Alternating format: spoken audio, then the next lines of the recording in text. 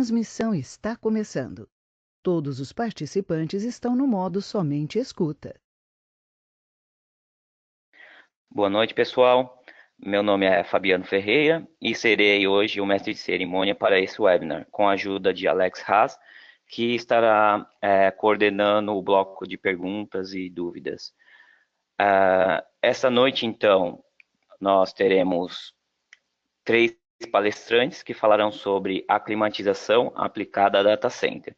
Essa apresentação, então, ela está sendo dividida em 3 partes.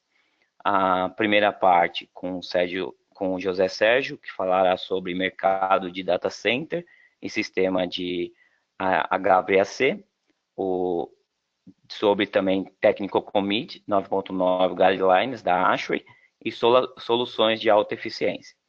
A segunda parte, então, está com o engenheiro Adenilson Belisário, que estará abordando sobre condições específicas de distribuição de ar e problemas comuns em sistemas de data centers.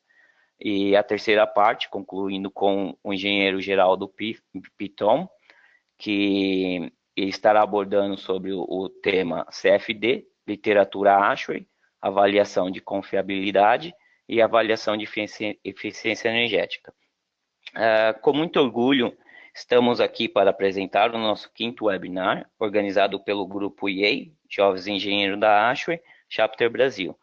As apresentações elas já estão disponíveis para download. No final das apresentações, teremos o bloco de perguntas e comentários. Por isso, pedimos a todos que nos enviem as suas perguntas e comentários durante as apresentações, que elas serão lidas no final. Antes de iniciarmos, então, gostaria de convidar o engenheiro Bruno Martinez, o nosso próximo presidente da ASHRAE, que ele falará um pouco sobre a instituição ASHRAE e sobre o Chapter Brasil. Boa noite, Bruno.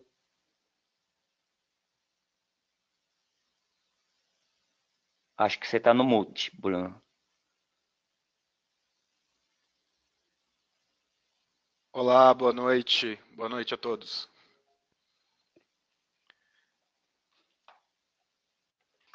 Bom, eu aproveitar dessa oportunidade que a gente tem uma quantidade de pessoas muito boa no webinar. A gente vem fazendo esses webinars já faz algum tempo junto com o grupo do EA. E vem tendo um sucesso espetacular. Eu vou pedir uns 5 minutos de paciência aí de vocês. Eu sei que todos estão ansiosos aí para ouvir que os profissionais, os palestrantes convidados têm para falar sobre data centers, mas eu acho que ouvir um pouquinho sobre a ASHRAE, o que a gente vem fazendo na ASHRAE e no futuro ou depois de ouvir a apresentação, vocês tiverem interesse de participar, vai ser um prazer enorme de recebê-los, tá?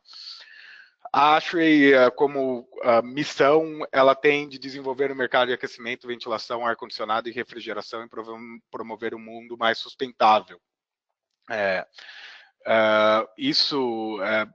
Todos aqui, né, todos os que estão envolvidos na ASHRAE, eles enxergam isso como visão, e esse é um dos motivos porque a gente está trazendo esse tipo de material para vocês, extremamente relevante para o mundo do HVAC, e com sempre o objetivo de fazer mais eficiente, fazer melhor, mais sustentável, essa a visão da sociedade. Para vocês terem uma ideia, a sociedade ela foi fundada em 1894, né? Tem mais de 100 anos de sociedade, ela foi fundada em Nova York, e chegou no Brasil, a gente está aqui há mais ou menos 16 anos, e é uma associação mundial, tá? Desde muito tempo o pessoal vem falando como fazer um ar-condicionado melhor, como fazer um sistema de refrigeração, de aquecimento melhor, e com isso tem uma quantidade de normas técnicas absurdas, né? Então, material técnico incrível, acho é uma das sociedades que promove pesquisa, todo membro da ASHRAE pode se envolver no desenvolvimento de uma norma, é uma sociedade bem transparente, aberta. Para vocês terem uma ideia, a gente já está falando de 56 mil membros em mais de 56 mil membros no mundo, são em mais de 180 países, 183 chapters, 18 novas publicações, né, por ano. A gente tem a 90.1, que é uma norma que é utilizada bastante, principalmente com a certificação LEED. Aqui no Brasil isso cresceu muito, a 62.1, que é de qualidade do ar interno, que basicamente a maioria das normas nacionais são baseadas na 62.1, então tem bastante material técnico, bastante conteúdo que o membro da ASHRAE tem disponível, né, para consultar, além dos handbooks, que basicamente são as bíblias aí do ar-condicionado. Quem hoje busca alguma coisa diferente, busca alguma coisa com maior performance, tem os handbooks como um guia muito importante. Tá? Aqui no Brasil a gente, o Chapter Brasil tem em torno aí de 250 membros, a gente já está com mais ou menos 120 membros estudantes e crescendo. Tá? A nossa função é desenvolver cada vez mais esses eventos, webinars, materiais técnicos que façam com que a gente desenvolva o mercado de ar-condicionado no país. Tá? Só para vocês terem uma ideia, no último ano a gente teve, último ano que eu falo é o ano fiscal da ASHRAE, a gente de junho de 2017 a abril, né, maio agora de 2018, foram mais de 65 eventos espalhados pelo Brasil. Nós estamos falando de 16 visitas técnicas, 23 palestras, 7 webinars, o 7º seminário da qualidade do ar interno, é um seminário que a gente faz todo ano, é referência no Brasil de busca de informação, novidade, né? A gente teve palestras internacionais nesse seminário, é muito interessante, tá? Então, para vocês terem uma ideia de como a gente vem crescendo, né? A gente tem espalhado pelo Brasil grupos de estudantes que estão buscando aprender mais sobre o tema, se desenvolver no tema, participar mais, né, em termos mais ativos de desenvolvimento de conteúdo, divulgação de conhecimento, e tem um trabalho incrível desses grupos, né, capitaneados hoje pelo Walter Lenzi, que é um cara espetacular, que basicamente é o fundador da maioria desses grupos no Brasil. E são hoje 8 grupos no total. A gente tem o último, que é o Student Branch de Goiás, que vai estar surgindo agora, né? O de Curitiba até pouco tempo era o último, e todos eles super ativos, criando eventos e fomentando o ar-condicionado pelo Brasil. Tá? Então, tem alguns exemplos dos últimos eventos que a gente realizou no ano. Esse aqui é uma visita que a gente teve num prédio Net Zero Água, Net Zero Energia em Curitiba, que foi executado pelo o IEA e o Student Branch de Curitiba, né? Tivemos aí uns 20 participantes. Esse aqui é um evento espetacular que houve em Brasília, o Student Branch e o IEA de BH, fizeram um evento muito legal que juntou mais de 90 pessoas, né, para falar sobre eficiência energética, comissionamento, e uma visita técnica num dos melhores prédios de BH. Né. Tem aqui o evento de qualidade do ar interno, que a gente realizou também esse ano. Tivemos aí palestrantes incríveis, falamos das novas normas normas de ar-condicionado que estão saindo no Brasil. O pessoal da Anvisa veio comentar como que a Anvisa vem tratando essas questões de ar-condicionado, da nova lei do PMOC. Então, sempre está buscando os temas que são principais aí no nosso ramo. Né? A gente teve também a visita do nosso RVC, o John Constantini, que veio da Flórida. Essa visita aconteceu em São Paulo, em Curitiba. Palestras, eventos visitas técnicas, foi uma semana aí de bastante realizações aí da ASHRAE no Brasil. Porto Alegre também vem fazendo vários eventos, eu trouxe aqui alguns, uma visita técnica à cervejaria, até que um dos palestrantes que hoje está falando sobre data centers estava lá, que é o Adenilson, falando sobre refrigeração, e também o pessoal já voltado aí como fazer um marketing digital melhor, que para um engenheiro é uma informação super valiosa, né, visto que a gente não tem muito dessa formação nas nossas universidades. Também tivemos a visita a um prédio LEED Platino em Porto Alegre, e aí eu vou passando mais rápido, mini curso de simulação energética em São Paulo, muita gente também, o pessoal adorou, a gente repetiu também isso em Brasília, né, o Geraldo também, um dos nossos palestrantes, fez um curso espetacular lá de Energy Plus, o pessoal gostou bastante e vem pedindo mais, tá? Para vocês terem ideia, essa é a quantidade de webinars que a gente realizou durante o ano.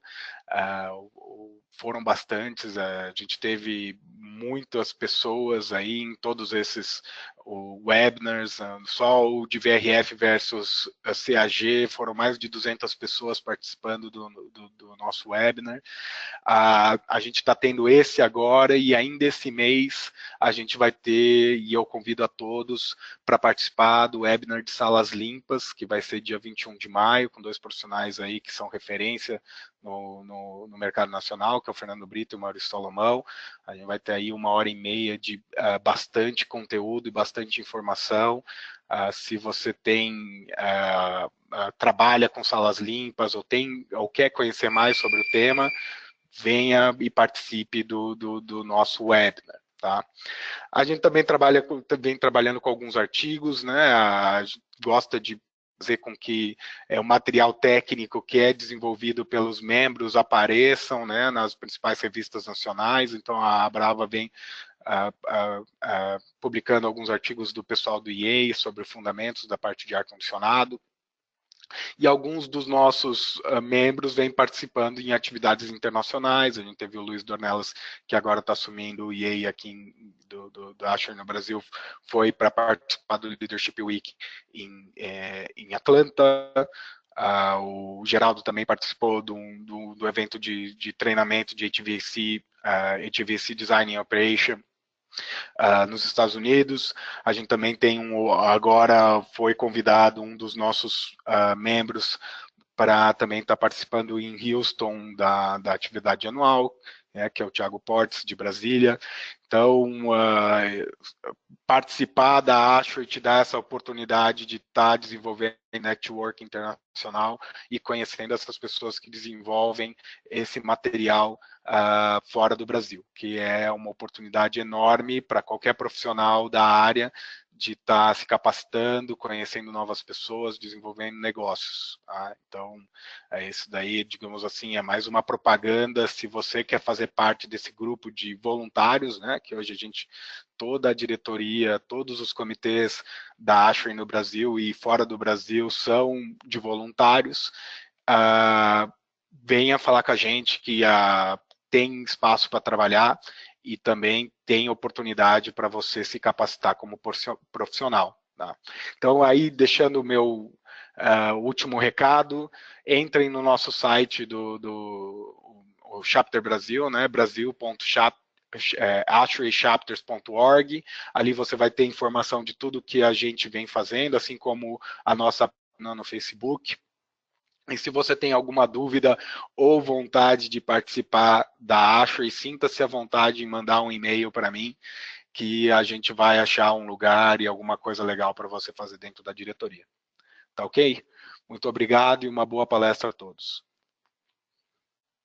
Obrigado, Bruno, pela apresentação. Muito boa. Esqueci de falar também que eu fui para o México pela ASHRAE para conhecer e aprender mais sobre a instituição. E sim, com certeza, com certeza. Legal. Eu deixei de falar muita coisa aqui. Eu peço até desculpa para o pessoal que aí eu não mencionei, mas são muitos eventos que estão acontecendo. Se a gente precisaria fazer um webinar só para isso na próxima vez. Mas sintam-se todos aí parabenizados. Ok. Bom, Agora eu gostaria então de iniciar o nosso webinar e convidar o engenheiro José Sérgio Ribeiro, da Vertiv, para falar sobre mercado de data center e sistema de HVAC, Technical Committee 9.9 Guidelines e solução de alta eficiência. Bem-vindo, José, à apresentação. Está me ouvindo? Acho que eu vou passar... Tô te ouvindo bem. Ok, eu vou passar agora o comando para você, tudo bem? Ok.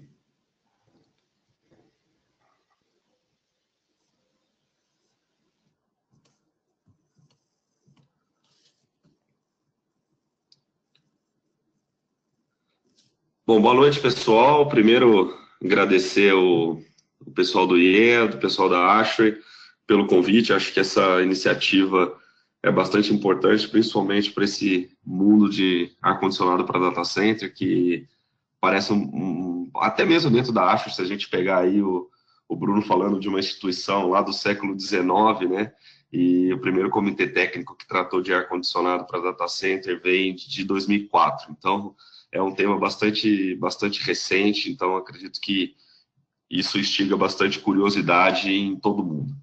Bom, eu sou o Sérgio Ribeiro, atualmente trabalho na Vertiv, na parte de climatização para ambientes de missão crítica, climatização para data center, na área de desenvolvimento e tecnologia, né, de novas tecnologias. Nossa ideia aqui é bater um papo a respeito de evolução e tendência do mercado de data center, tornar essa palavrinha data center algo mais palatável para nós, que acredito que a grande maioria dos que estão participando aí são da mecânica, né? Vamos navegar um pouco hoje aqui pelo mundo de TI. Vamos falar da relevância do ar-condicionado para data center, por que nós estamos aqui hoje num dia à noite falando única e exclusivamente sobre ar-condicionado de data center.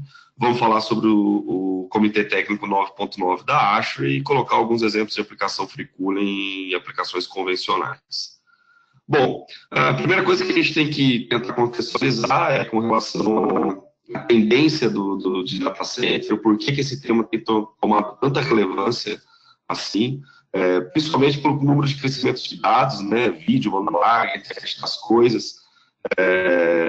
Fato que eu sempre recordo isso quando eu estou fazendo alguma apresentação. Eu, em 2007, me mudei para o interior de Minas Gerais, mais precisamente para a região de Ouro Preto, e naquela época a única internet que era disponível para a gente era uma internet de escada de 56 kbps.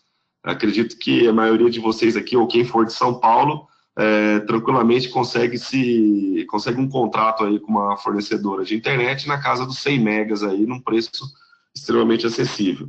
Essa disponibilização de alta velocidade e banda larga, obviamente que gera um volume de dados, um volume de informação e gera também maior disponibilidade na rede de coisas que a gente não tinha antigamente. Antigamente, para você abrir uma foto na internet era completamente, era um desafio, né? Abrir uma foto na internet, né? Hoje em dia você assiste a filmes em altíssima resolução sem a necessidade de download, né? Então o crescimento de dados tem levado muito à criação de novos data centers, principalmente no Brasil, que é um ambiente carente de infraestrutura.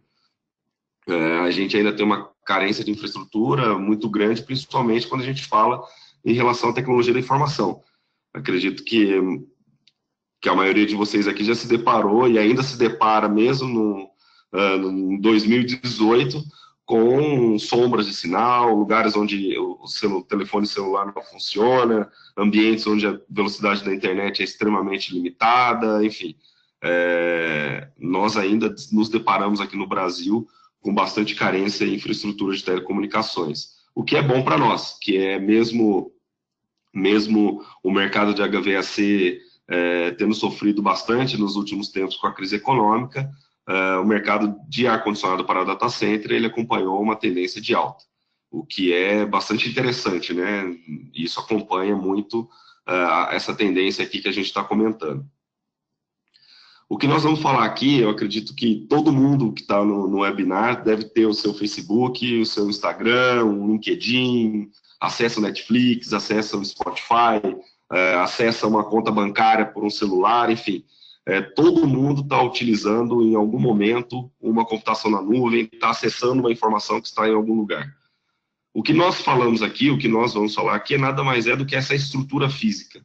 É a estrutura física onde esse mundo de informações está alocado. Então, quando a gente fala em data center, é essa, porque às vezes é difícil a gente explicar para uma pessoa o que é um data center, alguém que não é do mundo, o que é um data center. Data center nada mais é do que a estrutura física onde esse mundo de informação está alocado.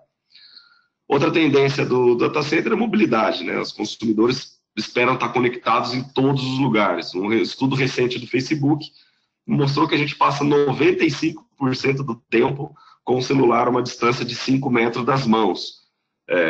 Quando a gente fala isso, no primeiro momento, parece muito exagerado, né? Pô, 95% do tempo com o celular a 5 metros das mãos, mas quando você começa a olhar para o seu dia a dia, você começa a perceber que isso faz completo sentido. Se a gente pensar que a gente dorme com o celular ali próximo da gente quase toda noite, nós já estamos aí consumindo 1/3 do nosso tempo com o celular próximo da gente. E isso faz com que a nossa conectividade seja muito grande e em todo o tempo. Confiabilidade e resiliência, as aplicações geram altas expectativas de CLA, né, de acordo de nível de serviço. Quem aí quer ingressar nesse mundo do data center, desse mundo de ar-condicionado para data center, tem em mente que a exigência dos clientes ela é extremamente elevada, ela é muito diferente daquilo que se encontra no mercado de conforto. As expectativas de serviços elas são extremamente desafiadoras, o tempo de resposta é desafiador, as cláusulas por interrupção são extremamente agressivas, às vezes até leoninas, exatamente porque você imagina um banco parar por algum motivo, ou um data center de uma pequena empresa de logística que deixa de emitir nota fiscal porque o seu CPD não está funcionando, enfim. A confiabilidade desse ambiente de data center ela é sempre muito levada em consideração. Eficiência energética é algo que a gente vai falar, acredito que nós três aqui vamos falar bastante de eficiência energética. Eu, particularmente, vou passar um slide só de eficiência energética, mostrar um pouco do impacto do ar-condicionado de data center no consumo energético. E velocidade, não tem nada que incomoda mais a gente do que uma internet lenta ou uma dificuldade de comunicação, ou você pegar o seu celular e tentar acessar a sua conta bancária e não conseguir, ou você tentar acessar o seu Dropbox, ou tentar acessar o seu iTunes e não conseguir, enfim. Você quer estar conectado o tempo todo, com velocidade e com confiabilidade nas informações. E isso leva cada vez mais os data centers a evoluírem em termos de tecnologia e leva cada vez mais a construção de novos data centers, porque tem cada vez mais gente conectada e cada vez mais gente querendo acesso mais rápido, mais seguro, mais confiável. Bom, quando a gente olha para o mercado de data center, e esse é um estudo da Morphison, que faz uma pergunta muito direta aos operadores de data center, né?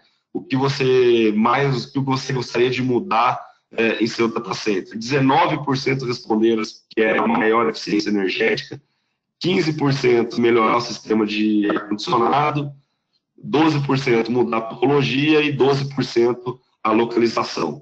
Se a gente pegar esses 4 itens aqui, que correspondem a mais de 50% do que os entrevistados disseram, tranquilamente todos eles estão voltados a ar-condicionado. Melhor eficiência energética, vocês vão ver nos próximos slides, que a gente não fala em eficiência energética em data center se a gente não falar em ar-condicionado.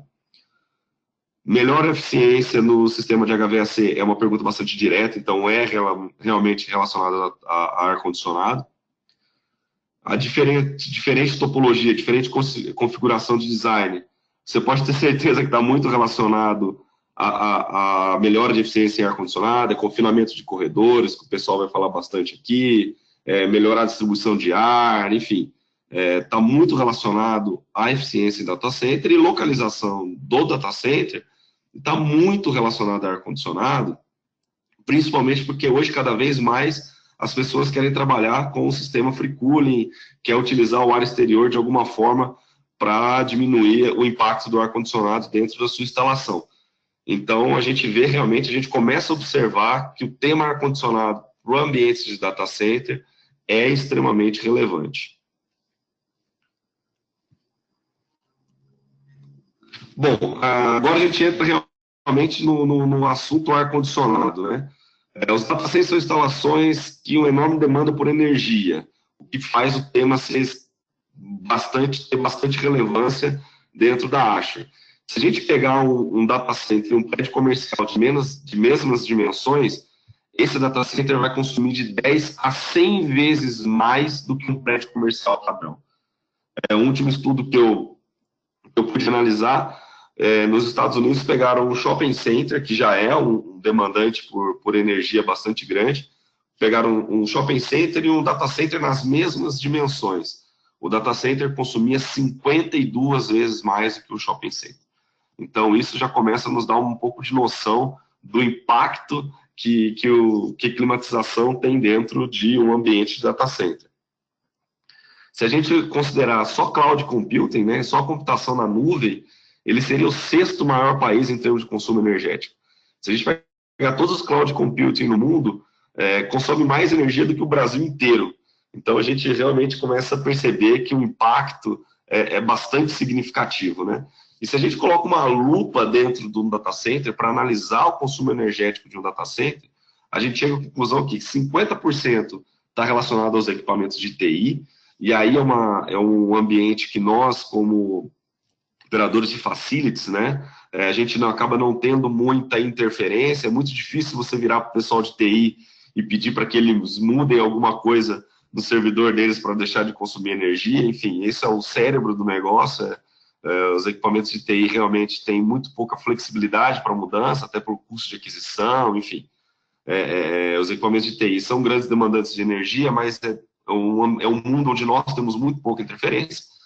3% do consumo de um data center está relacionado à iluminação, e esse número tem caído ano após ano, devido ao avanço da tecnologia na área de iluminação, com LED, enfim. 10% está relacionado aos equipamentos de energia, transformadores, UPS, enfim, os equipamentos de energia, que também já não tem mais muito para onde evoluir do ponto de vista de consumo energético, né? A gente brinca aqui dentro da Vertiv, nós temos uma área de energia bastante desenvolvida, e eu brinco com eles aqui o tempo todo de que os equipamentos deles eles dizem que trabalham próximo de 1 de eficiência, enfim. Então, já não tem mais muito para onde correr do ponto de vista de consumo de energia, quando a gente fala em equipamentos de UPS, enfim. E 37% está relacionado a ar-condicionado. Se a gente considerar que o 3% do consumo energético mundial é data center e 37% do consumo de data center é ar-condicionado, a gente tranquilamente pode falar que 1% do que é aquilo que se consome em recurso energético no mundo vem de ar-condicionado para data center. E aí acho que é uma justificativa a melhor possível para a Asher se atentar tanto para esse tema, né? Tá aí a justificativa do por que a Asher tem um comitê técnico para falar desse tema, porque esse comitê técnico dentro da Asher é o comitê técnico mais ativo, é hoje o que tem mais membros, é exatamente por causa disso. Então, acho que essa é uma excelente justificativa do porquê que a gente está reunido aqui hoje para falar de ar-condicionado para data center, porque a Asher se interessa tanto por esse tema e porque a gente tem avançado tanto com isso nos últimos tempos. Bom, vamos falar um pouco do Comitê Técnico 9.9 da Asher, falar basicamente dos guidelines. Como eu disse, esse Comitê Técnico teve seu primeiro documento publicado em 2004, depois a gente passou por uma revisão em 2011, outra em 2008, desculpe, outra em 2011, e agora a última revisão, a de 2015. Observa que é um comitê técnico bastante recente, né, com o primeiro documento publicado em 2004. Como a gente falou no início, para uma instituição como a Asher, centenária, é algo bastante recente, e essas alterações sistemáticas nos documentos técnicos ao longo dos anos mostra a evolução dos equipamentos, mostra a evolução de TI, mostra como esse tema evoluiu em curto espaço de tempo, porque aqui nós estamos falando basicamente de tecnologia, e a Asher ela tem acompanhado muito o avanço tecnológico dos fabricantes de servidores. Por que dos fabricantes de servidores? Isso é algo bastante interessante. Quando a gente olha para a ASHRAE, a gente enxerga uma organização de engenheiros e basicamente de engenheiros mecânicos.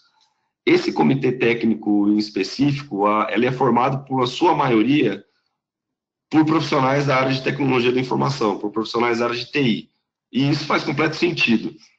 Quem tem que dizer quais são as condições ambientais, quais são as condições ambientais no ambiente de TI são os fabricantes dos equipamentos de TI. Eles que têm que nos dizer, a Dell, a IBM, a HP, eles têm que nos dizer em quais condições os seus equipamentos vão funcionar da melhor maneira possível, perto do seu ótimo, né? Então, esse comitê técnico, ele tem essa particularidade de você ter na sua composição um grande número de pessoal oriundo da área de tecnologia da informação. E o que o Guideline fala? O Guideline ele separa os ambientes de data center em níveis de A1 até A4, em grandes 4 níveis. Entende-se ambiente A1, os data centers de maior capacidade, os data centers com maior número de racks. Entende A4 como o computador pessoal, como se não houvesse muita necessidade de desenvolvimento de controle ambiental. Então, 99,9% dos casos que nós trabalhamos está caracterizado num ambiente A1. Quando a gente olha para o ponto de vista, quando a gente olha para a temperatura de norma varia de 18 a 27 graus, e quando a gente olha para a umidade, a gente está falando em menos 9 graus de ponto de orvalho a 15 pontos de orvalho e 60% de umidade relativa. Esse número ele teve uma mudança muito grande da primeira revisão lá de 2004 para essa última de 2015, principalmente no que diz respeito à umidade. Hoje o range ele é muito mais flexível a condições de umidade do que antigamente. Isso acaba tirando aquela necessidade de todos os equipamentos de precisão ter umidificação e reaquecimento incorporado. Hoje, se a gente pegar grandes data centers, trabalham com 1/3 dos equipamentos com umidificação e reaquecimento incorporado, ou até alguns data centers que, como a temperatura de insuflamento tem sido cada vez maior, tem tirado aí a resistência e umidificação de dentro da máquina, porque a temperatura de insuflamento já é bastante alta e a umidade que é insuflada no ambiente já é a umidade que está dentro da norma. E quando a gente olha para a temperatura dentro do ambiente data center, esse 18 a 27 graus, a gente tem que entender que é na entrada do rack, que é na parte fria do servidor. Né? O servidor, assim como um computador pessoal, assim como o laptop que alguns de vocês estão usando agora, você tem uma área de descarga de ar quente e uma área de tomada de ar. Quando a gente fala em temperatura de data center, nós estamos falando dessa face fria do seu computador, dessa área de admissão de ar. Por que isso é importante? Porque muita gente considera essa temperatura no data center lá no retorno do seu self, lá no retorno do seu fan coil, e utiliza isso como regra, quando na verdade a gente tem que medir a real temperatura do data center na face fria do rack, na face fria do servidor. E 18 a 27 graus, quando a gente fala em 18 a 27 graus, a gente tem que entender o que esses 27 graus representam no perfil climático das principais cidades do Brasil. Esse gráfico que é apresentado nesse slide mostra aí a curva de temperatura, né, por horas no ano, por temperatura nas principais cidades brasileiras. E vocês vão ver que em São Paulo, por exemplo, em 86% do ano você tem temperaturas abaixo de 27 graus. Então, o que isso quer dizer? Quer dizer que 86% do ano eu tenho uma temperatura no meu ambiente onde o data center está instalado, em que é menor do que a temperatura exigida para dentro do data center. E quando a gente fala em 18 a 27 graus, agora eu volto aqui um pouquinho para o guideline, e a gente fala que é na face fria do rack, e o Adenilson mais para frente vai falar de confinamento e vai fazer completo sentido isso que a gente está falando aqui. Se eu tiver um corredor confinado, por exemplo, onde eu separo o que é quente do que é frio, e eu quero manter 24 graus de temperatura nessa face fria, eu estou falando de um insuflamento em 24 graus. E para eu estar falando em insuflamento a 24 graus, eu tenho que estar falando uma água gelada na casa dos 15, 16, 17 graus de água gelada. com retorno a casa dos 25, 26 graus de retorno de temperatura de água gelada.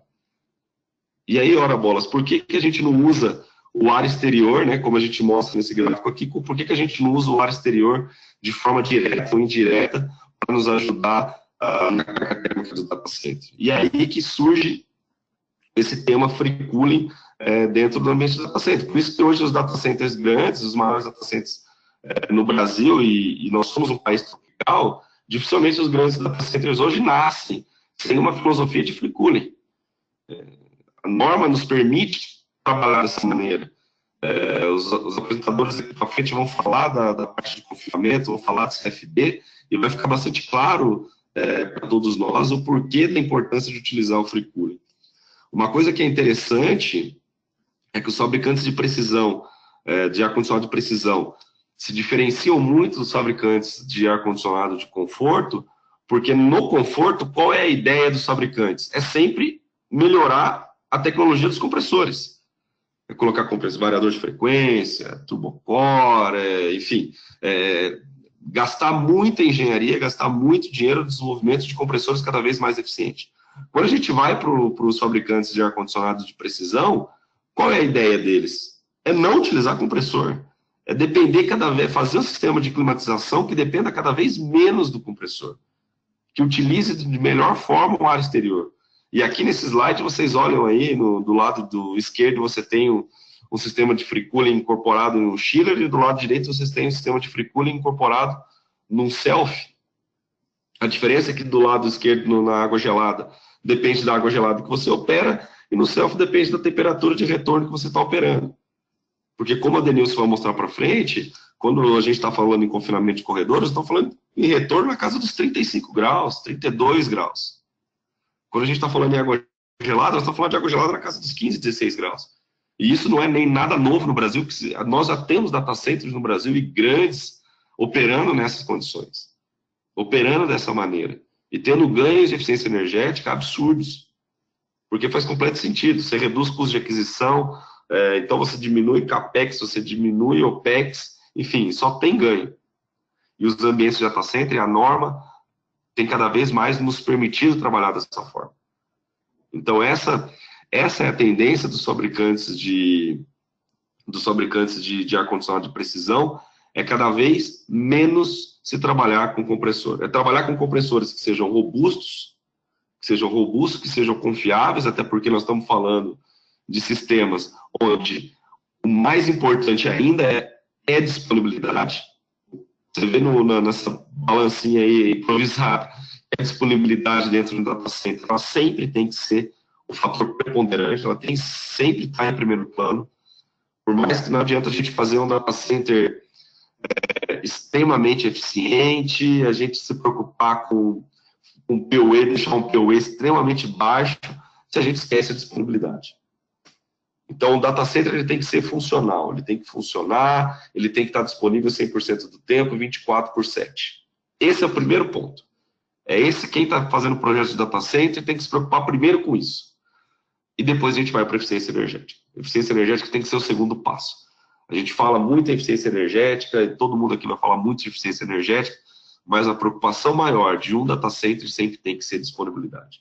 Sempre tem que ser robustez. E, claro, com eficiência energética. Se a gente olhar para os data centers de colocation, o que é o colocation?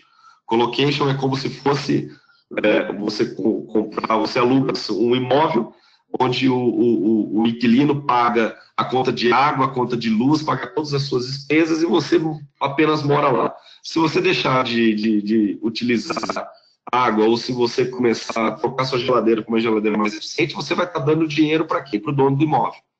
Basicamente, colocation é isso. A diferença é que, em vez de uma pessoa morar lá, é um equipamento de TI, é um servidor que vai ser alocado naquele ambiente.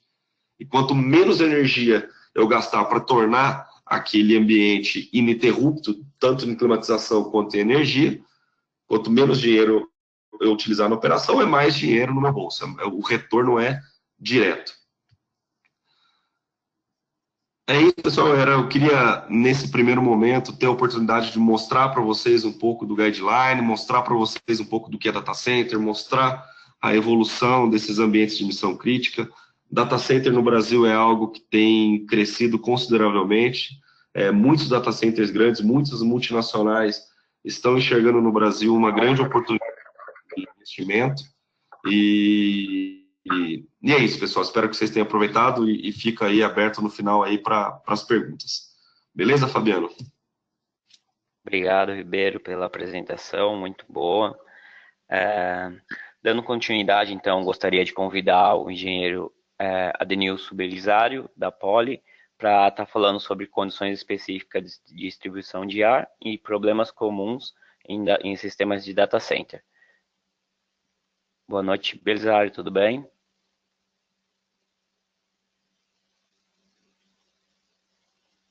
Boa noite a todos. Boa noite. Ok, obrigado, gente. Meu nome é Adenilson Belisário, sou doutorando em fase de conclusão da Escola Politécnica, também trabalho como consultor de ar-condicionado e refrigeração na Hewlett Packard Enterprise, e tratamos de facilities, entre outras coisas. E a nossa especialidade é data center. Aqui eu quero falar uma breve introdução rápida, acho que o Sérgio já falou brilhantemente tudo o que precisava ser falado, mas só pontuar uma ou outra coisa.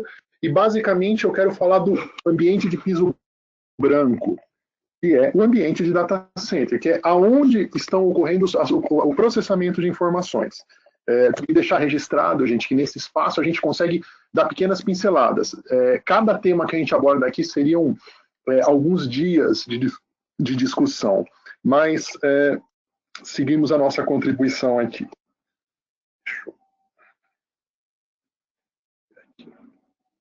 Então, gente, como o Sérgio falou, tudo hoje gira em torno do mundo de TI. Hoje, bancos, entretenimento, televisão, etc, tudo passa pelo mundo de TI. Só que esse mundo, para ele funcionar, você tem sérias regras de redundância e de segurança. Eu tenho que trabalhar ininterruptamente um ambiente de data center. Como o próprio Sérgio já falou, uma parada imensurável. Eu tenho um dado de 2 anos atrás, de um grande banco brasileiro, que uma parada no ambiente de data center dele representava um prejuízo de R$100 mil por segundo. Uma parada representa um prejuízo de R$100 mil por segundo. São perdas absurdas. Outra coisa, o equipamento de TI ele gera alta demanda térmica. E essa alta demanda térmica, em pouquíssimo tempo, eu tenho uma situação que eu posso ter um incêndio dentro do data center. A ASHRAE, desde 2004, vem trabalhando nas regras. Desde 2004, a gente tinha uma regra muito próxima dos cartões perfurados, até a nossa regra atual, como o Sérgio já falou. Eles são um piso, para você fazer um projeto de um piso branco, você tem que seguir regras muito diferentes por exemplo, de um projeto de um escritório. Para se ter uma ideia, a carga média de um escritório, a gente fala em 100 kW, em 100 watts por metro quadrado.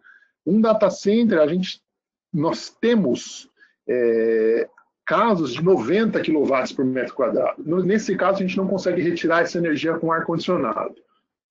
Mas, em média, a gente tem 1 kW por metro quadrado, 2 kW por metro quadrado. Então, eu estou falando em 20, 30, 40, 50, 60 vezes a carga térmica de um ambiente de conforto. Cada vez mais eu tenho computadores de alto desempenho, cada vez computadores menores e mais densos, e mais robustos, e com maior capacidade de energia, maior capacidade de dissipação de energia. E nós, que fazemos essa retirada de energia do ambiente de TI, somos o vilão da história. Por quê?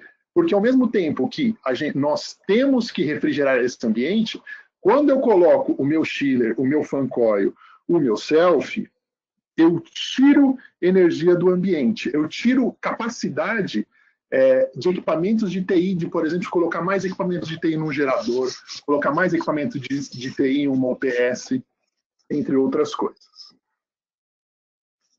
Basicamente, gente, para a gente entender essa necessidade de climatização de um data center, eu fiz esse esqueminha aqui para clarear algumas coisas. Exemplo, Como que funciona um servidor? Para um servidor funcionar, para um computador funcionar, eu preciso plugá-lo na energia elétrica. Todos sabem aqui, pela lei da conservação de energia, eu não consigo nem criar nem destruir energia. Uma vez que eu coloquei energia elétrica no computador e ele processou essa informação, essa energia não será destruída. Essa energia será transformada em energia térmica, quase que em sua totalidade. Se eu não fizer nada, essa energia térmica simplesmente vai esquentar esse ambiente. Pelo que a gente lembra lá das equações de Fourier, um ambiente sem nenhum método de transferência de calor, ele sobe a temperatura dele exponencialmente, muito rápido. Então, como que eu faço isso? Eu retiro essa energia, o método mais eficiente de transferência de calor chama-se convecção, de retirada de energia chama-se convecção. Nesse caso, convecção por ar-condicionado. Eu insuflo ar-condicionado frio na entrada do equipamento, esse ar-condicionado vai entrar em contato com essa energia que de elétrica virou térmica e vai jogar essa energia para fora. Ok? Só que eu vou ter em um data center, nunca eu tenho apenas um servidor, nunca eu tenho apenas um computador. Então eu tenho que alinhá-los de forma que todos os servidores tenham ar frio em sua parte frontal e ar quente em sua parte traseira. Porque imagina o seguinte, eu tenho um servidor que ele tem ar quente na sua parte frontal. Eu entro, por exemplo, com ar a 18 graus, ele sai do primeiro servidor a 22. Aí, logo em cascata, eu coloquei um segundo servidor. Então, ele vai receber não a 18, ele vai receber a 22. Isso vai cascateando até que eu chego um momento que eu tenho um servidor que está recebendo a 40 graus, desarmando por alta temperatura, ou, se for mais antiguinho, pegando fogo, basicamente. Então, como esse ar chega no data center? Ele pode chegar de duas formas. Nos ambientes mais novos, nos ambientes mais propícios, num projeto feito para data center, nós utilizamos muito a insuflação underflow, ou seja, insuflar por baixo do piso elevado. Os fan coils e os computadores vão ficar sobre um piso falso. Entre esse piso falso e a laje vai haver um espaço. Esse espaço será pressurizado. Esse espaço será ocupado por ar resfriado. E esse ar vai chegar até a sala de computadores. Esse ar vai chegar até a sala de computadores por diferença de pressão. Como que eu crio essa diferença de pressão? Colocando placas perfuradas, placas com pequenos furos. A hora que eu coloco essas placas perfuradas, eu tenho o ambiente de data center a uma pressão menor, um pleno a uma pressão maior, e esse ar vai subir.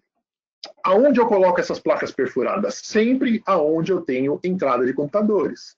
Então, eu vou alinhar todas as entradas de ar dos computadores na frente desse pleno. Eu olhando essa figura aqui que nós colocamos, esse quadrado em verde representa a entrada. E a saída representa este quadrado, esses retângulos em vermelho. Então, insuflo o ar vindo dos fan coils, ele entra dentro desse piso, e ele exaure atrás dos computadores. Alguns cuidados. Esse piso ele precisa ser balanceado, porque se o fan coil jogar uma alta velocidade, os primeiros computadores não receberão ar-condicionado. E se ele jogar uma baixa velocidade, os últimos não receberão. Então, eu preciso ter alguns cuidados, principalmente na época de balanceamento. Outros cuidados eu vou falar um pouquinho lá na frente nos problemas comuns. Cuidado com cabos passando por baixo. Se você tem um ambiente de data center em que você está pensando em insuflar por baixo, pense em colocar os cabos por cima. Ou em um bom espaço de piso elevado, de 1 metro, mais que 60 centímetros, para que esses cabos possam passar sem prejudicar o fluxo de ar. E lembramos lá de mecânica dos fluidos, que toda singularidade gera uma perda de pressão. Então, eu posso perder pressão e o ar começar a ir para lugares que eu não quero. O outro método é por dutos aéreos. Gente, geralmente esse método ocorre em ambientes adaptados. Como sabem, no Brasil, muitas instalações antigas, principalmente instalações de telecom, utilizavam dutos utilizaram ambientes de escritórios para fazer data center. Então, esses data centers, entre aspas, adaptados, você tem insuflação por dutos aéreos e o retorno é por baixo. Geralmente, nesse tipo de ambiente, eu tenho algumas dificuldades a mais com mistura de fluxo de ar, eu preciso tomar alguns cuidados a mais. E aqui eu tenho um problema chamado curto-circuito de ar. Na figura, eu coloquei como retorno por baixo, mas muitas vezes o retorno ainda está num duto acima. Então, boa parte do ar que eu insuflo, eu perco ele no retorno, e eu mascaro o resultado nas minhas máquinas de ar-condicionado. Elas passam a funcionar menos do que deveriam, ou mais do que deveriam, por esse erro. Então, isso é muito comum, insuflação aérea, em data centers mais antigos. Aqui, eu coloquei uma fotinho de um data center Downflow, em que o climatizador, o evaporador, no caso, ou o fan coil, ele está jogando o ar-condicionado por baixo do piso, ele entra dentro dos racks, e nesses outros corredores aqui, eu tenho essas setas em vermelho, mostrando o ar indo embora. Isto funciona muito bem, gente, aqui nessa figura, porque na realidade isso não funciona. O que eu mais tenho aqui quando eu coloco algo desse tipo, que o ar entra, o ar volta para o fan coil sem passar por nenhum computador, ou o ar quente sai de um computador e entra na entrada de outro computador. Nós estamos lidando com ar. O ar ele é um fluido que não é muito controlável, principalmente quando ele não está comprimido. Então, você vai ter essa mistura de fluxo. Embora na figura isso funcione direitinho, na realidade isso não funciona. E qual que é a solução para eu fazer isso aqui? Qual que é a solução? Que eu feche ao menos um dos corredores. Ou o corredor quente, ou o corredor frio. Cada um tem a sua vantagem, cada um tem a sua desvantagem. A questão de corredor quente e corredor frio, cada um dá uma dissertação, uma tese, sobre qual é melhor fechar, quente ou frio.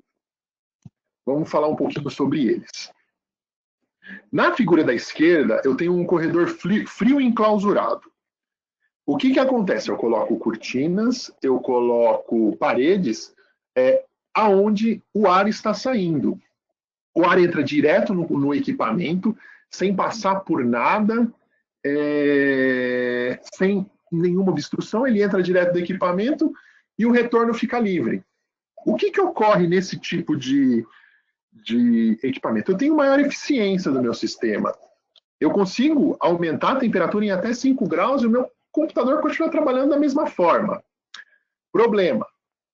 Em muitos lugares a gente lembra que a gente tem painéis, a gente lembra que a gente tem outros elementos na sala e a gente esquece da climatização que também necessita de um painel e esse painel acaba não sendo atendido. Outra coisa, tem a questão psicológica.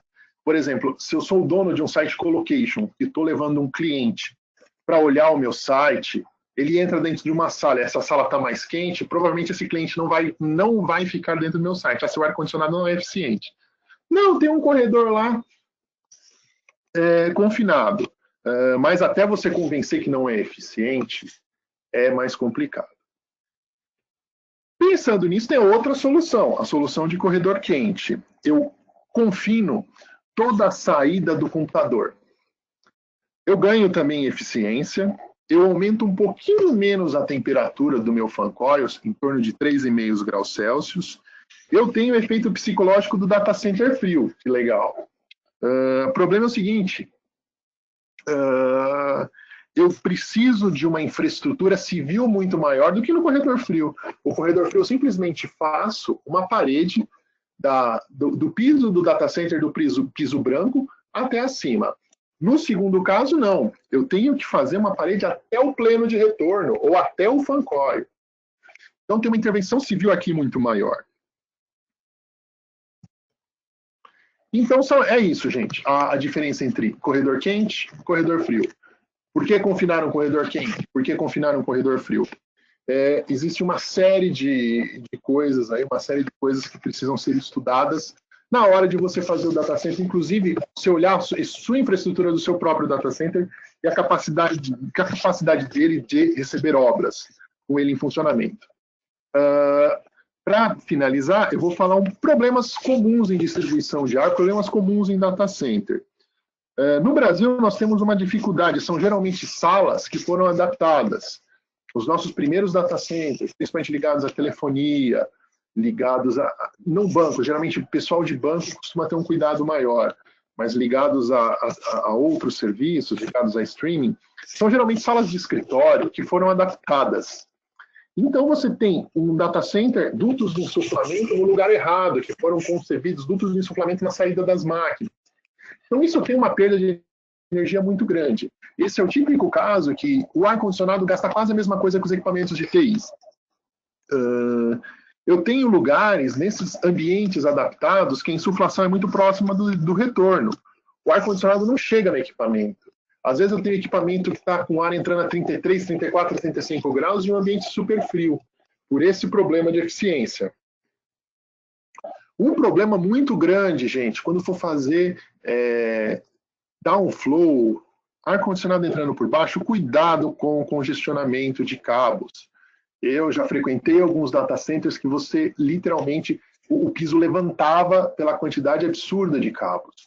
Muita gente de TI tira computadores e coloca o outro computador sem tirar os cabos de alimentação. E o piso fica completamente poluído. Sem contar que isso aqui, para um incêndio, é muito rápido. Você está enchendo a sala de combustíveis. Outra coisa, gente. Lembra daquela história lá no início que o ar-condicionado, downflow é por diferencial de pressão? Quando eu tenho um piso elevado cheio de buracos, o ar-condicionado, o último lugar que ele vai chegar é no computador. O ar ele vai entrar aonde tem o buraco, onde tem o diferencial de pressão. Se eu tenho um buraco para passagem de cabos, se eu tenho um buraco para serviço, se eu tenho um buraco, enfim, para o que você quiser utilizar, você tem que vedá-los. Passou os cabos, eu passei o cabo, vou colocar uma escova para vedá-los. Outro problema muito comum, equipamentos com acabamentos em plástico, equipamentos de conforto. A diferença de um equipamento de data center e um equipamento de conforto é a vazão de ar. Um equipamento de conforto ele não tem a vazão de ar adequada, ele tem uma vazão de ar muito menor. Então, utilizar, por favor, equipamentos de precisão. Um efeito muito importante que a gente fala chama-se efeito Venturi. O que é o efeito Venturi? É quando eu tenho um rack inteiro, eu tenho poucos computadores e ele todo aberto. O ar vai passar de um lado para o outro sem refrigerar nada. Então, gente, se eu tenho um rack de computadores, por favor, fechar com blank panels, faça o fechamento desse rack aonde você não quer que refrigere. Enfim, gente, muito obrigado. Obrigado, Denilson, pela apresentação, muito bom. Só gostaria de relembrar a todos, então, para continuarem enviando as perguntas, comentários, que elas todas serão lidas no final das apresentações. Agora eu gostaria, então, de convidar o engenheiro Geraldo Piton para estar concluindo a apresentação de Data Center. Ele estará abordando o tema CFD, literatura da ASHRAE, avaliação de confiabilidade e avaliação de eficiência energética. Boa noite, Geraldo. Boa noite a todos. Fabiano, só conferindo, você consegue ver minha tela? Estou vendo sua tela, sim. Pronto, tem um apontador vermelho, certo? Passando. Sim. Ok, perfeito, obrigado. Boa noite a todos, pessoal. Muito obrigado pela presença de todos e pela paciência até esse horário. Parabéns ao José Sérgio e ao Denilson pela excelente palestra. Eu acho que uma excelente introdução, como a Denilson colocou, né? É importante relembrar que todos esses temas que nós estamos abordando aqui são motivos para dias de conversa, mas essas introduções iniciais excelentes, né, capazes aí de dar uma boa ideia do que é um ambiente de missão crítica. Então, falando rapidamente, né, não é o objetivo aqui, mas só pincelando, né, o meu nome é Geraldo, sou engenheiro mecânico pela Universidade de Brasília, diretor da Termal Auditoria Energética, atuo no IE da ASHRAE desde 2016, né, e sou então diretor dessa empresa que tem como objetivo, né, aplicações de projetos de otimização térmica de data centers. Um dos seus objetivos é esse.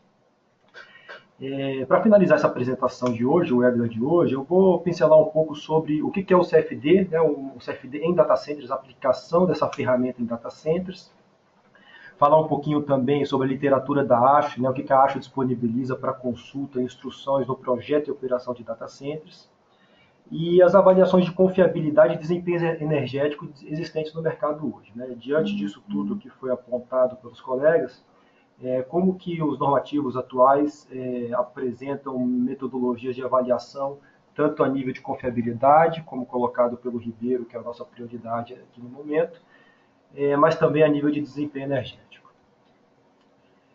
Bom, CFD.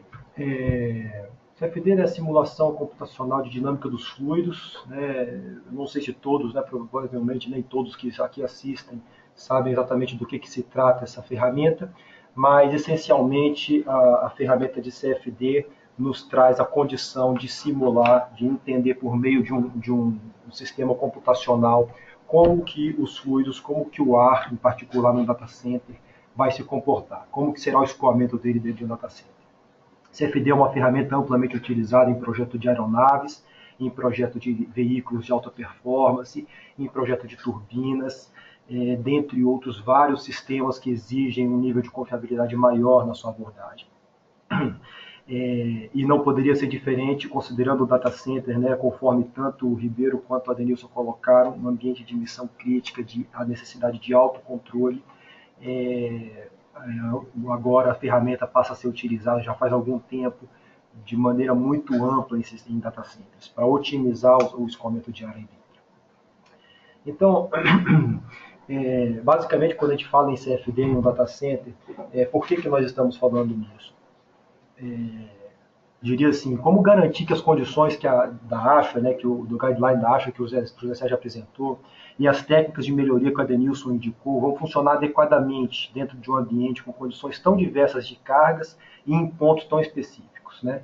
Nós temos condições específicas para controlar de temperatura em locais diferentes dentro de um ambiente, com diversos atenuantes, o Adenilson colocou aí diversos pontos que podem prejudicar ou otimizar a operação de um data center, podemos ter dutos no teto, podemos ter insuflamento pelo piso, as placas de piso podem estar em locais diferentes, os condicionadores podem ser de tipos diversos. Como prever, como entender como é que vai ser o funcionamento do data center numa condição futura ou até mesmo na condição atual em que ele está funcionando. Então o CFD, né, a simulação computacional, vai te trazer essa possibilidade. Né? Então o primeiro ponto que eu coloco aqui é diagnosticar condições desfavoráveis de distribuição de ar. Muitas vezes a gente consegue perceber um hotspot, né, um ponto concentrado de calor dentro de um data hall, mas não é possível entender por que a gente não consegue combater esse hotspot, por que não temos condições de climatizar esse ambiente da maneira adequada. O CFD vai te trazer uma ferramenta para entender como é que o escoamento do fluido está chegando naquele local e quais as suas alternativas para melhorar aquela condição. Então, o segundo ponto, prever o comportamento do ambiente sob diferentes adequações no sistema de HVAC. Né? Então, uma vez que a gente já entendeu um pouco como é que está a operação do sistema, como que nós poderíamos entender a operação futura dele após algumas adequações, certo? E por último, avaliar o atendimento aos requisitos de confiabilidade do sistema sob diferentes cenários de falha. Esse é um ponto assim bem criterioso. Nós vamos falar um pouquinho aqui sobre avaliação de confiabilidade e uma das coisas que alguns sistemas, né, uma análise que precisa ser realizada para alguns tipos de sistemas é pegar o CFD e simulando ponto a ponto, né, se esse equipamento de ar-condicionado falhar, se o primeiro equipamento de ar-condicionado falhar, como é que o meu sistema se comporta? Ele continua garantindo as condições que a ASHA prevê? Se o meu segundo equipamento de ar-condicionado falhar e o primeiro continuar operando, ele continua atendendo? Então você vai simulando as falhas dos equipamentos de ar-condicionado e vendo se o sistema continua se comportando de maneira adequada. Então, essa é uma ferramenta excelente, super importante de ser aplicada no data center. Se você hoje, né, trabalha no data center, se você opera um data center, esse é um investimento que eu diria que vale a pena você fazer, né, uma simulação por meio de um engenheiro especialista na gestão térmica de um data center, de modo que ele possa te dar o diagnóstico e te dar as condições de otimização desse site. Aqui é um estudo de caso breve, hipotético nosso. Esse aqui era uma condição, né, uma condição existente de um data center. A gente pode perceber aqui os corredores frios apontados pela Denilson, certo? Então, corredor frio, corredor frio, corredor frio, e aqui esses pontos mais em vermelho, os corredores quentes. E é possível perceber, né, hotspots, pontos de concentração de calor em alguns locais. Aqui pela escala é possível perceber que esse data center ainda não ultrapassa nenhuma das condições, né, que a ASHRAE prevê. Ele está operando todo dentro das condições que a ASHRAE indica. Mas existe uma desuniformização do escoamento, né? Quando a gente fala em desuniformização, não estamos falando que o corredor frio está mais frio que o corredor quente. Isso tem que acontecer mesmo, é esse o objetivo. Mas é possível perceber que no corredor frio tem pontos de entrada com maior temperatura e outros com temperaturas muito mais baixas, né? O mesmo acontece no corredor quente, né? Locais com temperaturas mais altas do que os outros. E assim por diante. Então, uma vez com algumas pequenas adequações, nós estamos falando aqui, não chegamos a confinar nenhum desses corredores, dessa primeira para essa segunda figura, já é possível perceber grandes melhorias, né? Nós estamos falando aqui só de adequações de placas de piso, adequações das condições de operação dos sistemas de ar-condicionado, às vezes quando tem dutos de teto, como bem apontado pelo Adenilson, a retirada dos dutos e o insuflamento totalmente pelo piso, a liberação de obstáculos no piso, como também já apontado pelo Adenilson. E aí você já verifica uma grande melhoria aqui nos corredores quentes, né? A redução dos hotspots, aqui em cima também. Os corredores frios também ficam mais homogêneos. Aqui nesse corredor você também tem uma melhoria. E uma vez que você migre para uma solução de corredores confinados, que aí sim é um grande benefício para o seu site, como é apontado aqui na imagem de baixo, então aí sim, você tem temperaturas, né, totalmente homogêneas dentro dos corredores frios. Eles estão homogêneos, garantindo a sua condição ótima de operação, e os seus corredores quentes também você verifica que você já não tem, então, tantos pontos de concentração de calor. Isso também pode ser observado quando você traça um corte longitudinal nessas imagens. Então, o caso inicial em relação a primeiras adequações, já é possível perceber facilmente a redução dos pontos de concentração de calor nos corredores quentes. E um outro fenômeno que acontece com frequência dentro de data centers é a recirculação de ar.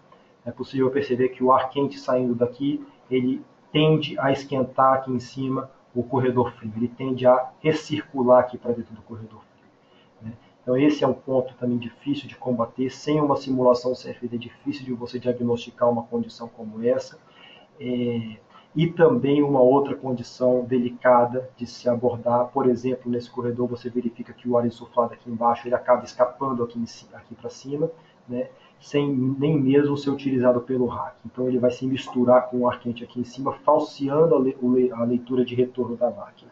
O que já foi falado também pela Adenilson como um dos problemas, o curto-circuito de ar frio. Isso acontece nesse corredor, acontece também nesse corredor aqui. Você vê que o ar quente está vindo em direção ao retorno e de repente ele se mistura com uma massa de ar frio que está subindo aqui. Então essas condições são desfavoráveis para a sua eficiência energética e também desfavoráveis para a confiabilidade do seu site. Uma última adequação, como a gente abordou ali em cima, seria o confinamento dos corredores. Então o caso inicial permanece aqui em cima e o caso final agora é apresentado aqui embaixo.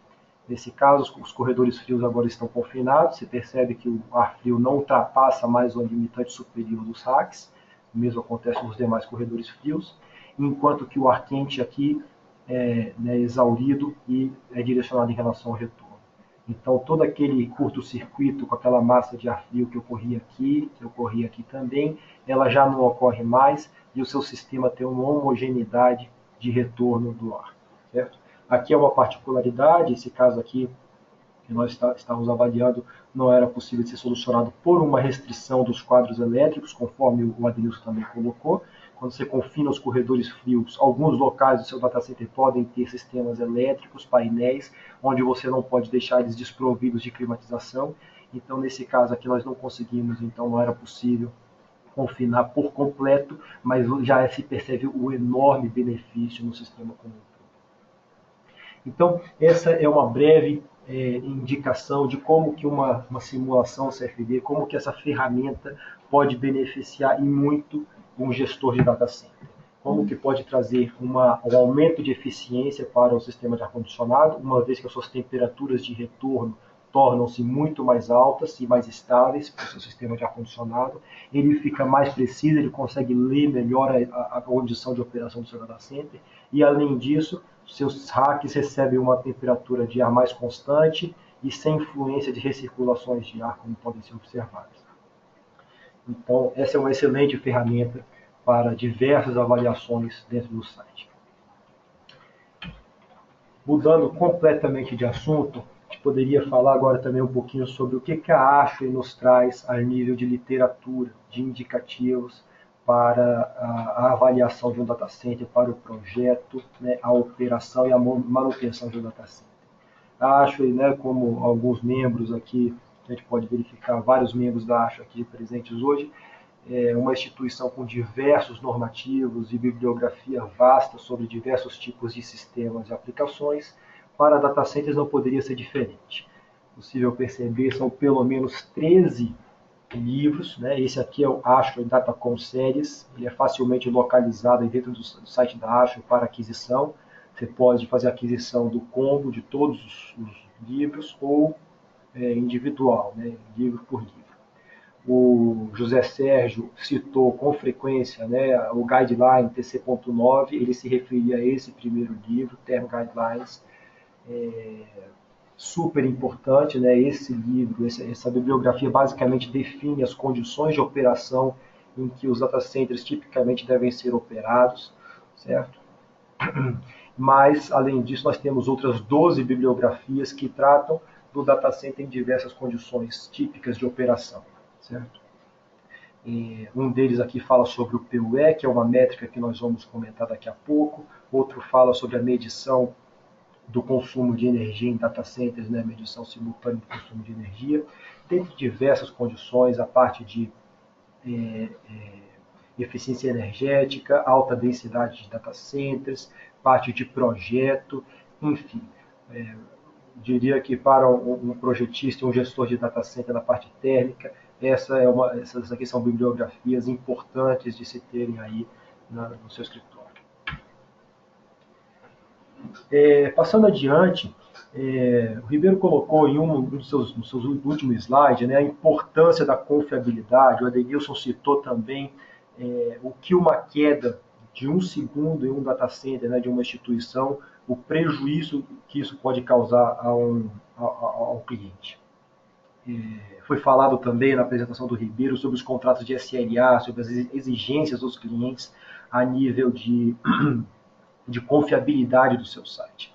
E é claro, né, é simples imaginarmos hoje uma queda, por exemplo, no seu e-mail, no seu servidor de e-mails, ou, por exemplo, na sua rede social, né, aqueles que são mais apegados. A gente é simples, quando o WhatsApp sai do ar, a gente vê aí o bafafá, né, a polêmica que gera. Ninguém quer isso e, obviamente, então, a confiabilidade passa a ser um requisito master nessa avaliação. Para tal, algumas instituições têm se dedicado para a avaliação da confiabilidade de data centers, de modo a dar segurança aos clientes de data centers, de modo a trazer algum tipo de métrica sobre quão confiável eu tenho meu data center operando naquela condição. Não somente a nível de TI, é claro, mas também a nível de facility da infraestrutura que dá suporte para essa operação. Então, nós vamos falar aqui de duas instituições que o publicam hoje. Eu diria que são os dois documentos mais utilizados a nível de avaliação de confiabilidade. No Brasil, né, a Uptime tem uma abrangência muito forte, eu creio, dos trabalhos que eu já realizei, a maior parte deles tem uma abordagem junto à Uptime, mas a TIA também tem um normativo muito bom publicado nesse livro. Então, basicamente, né, são essas duas, TIA e o Uptime Institute.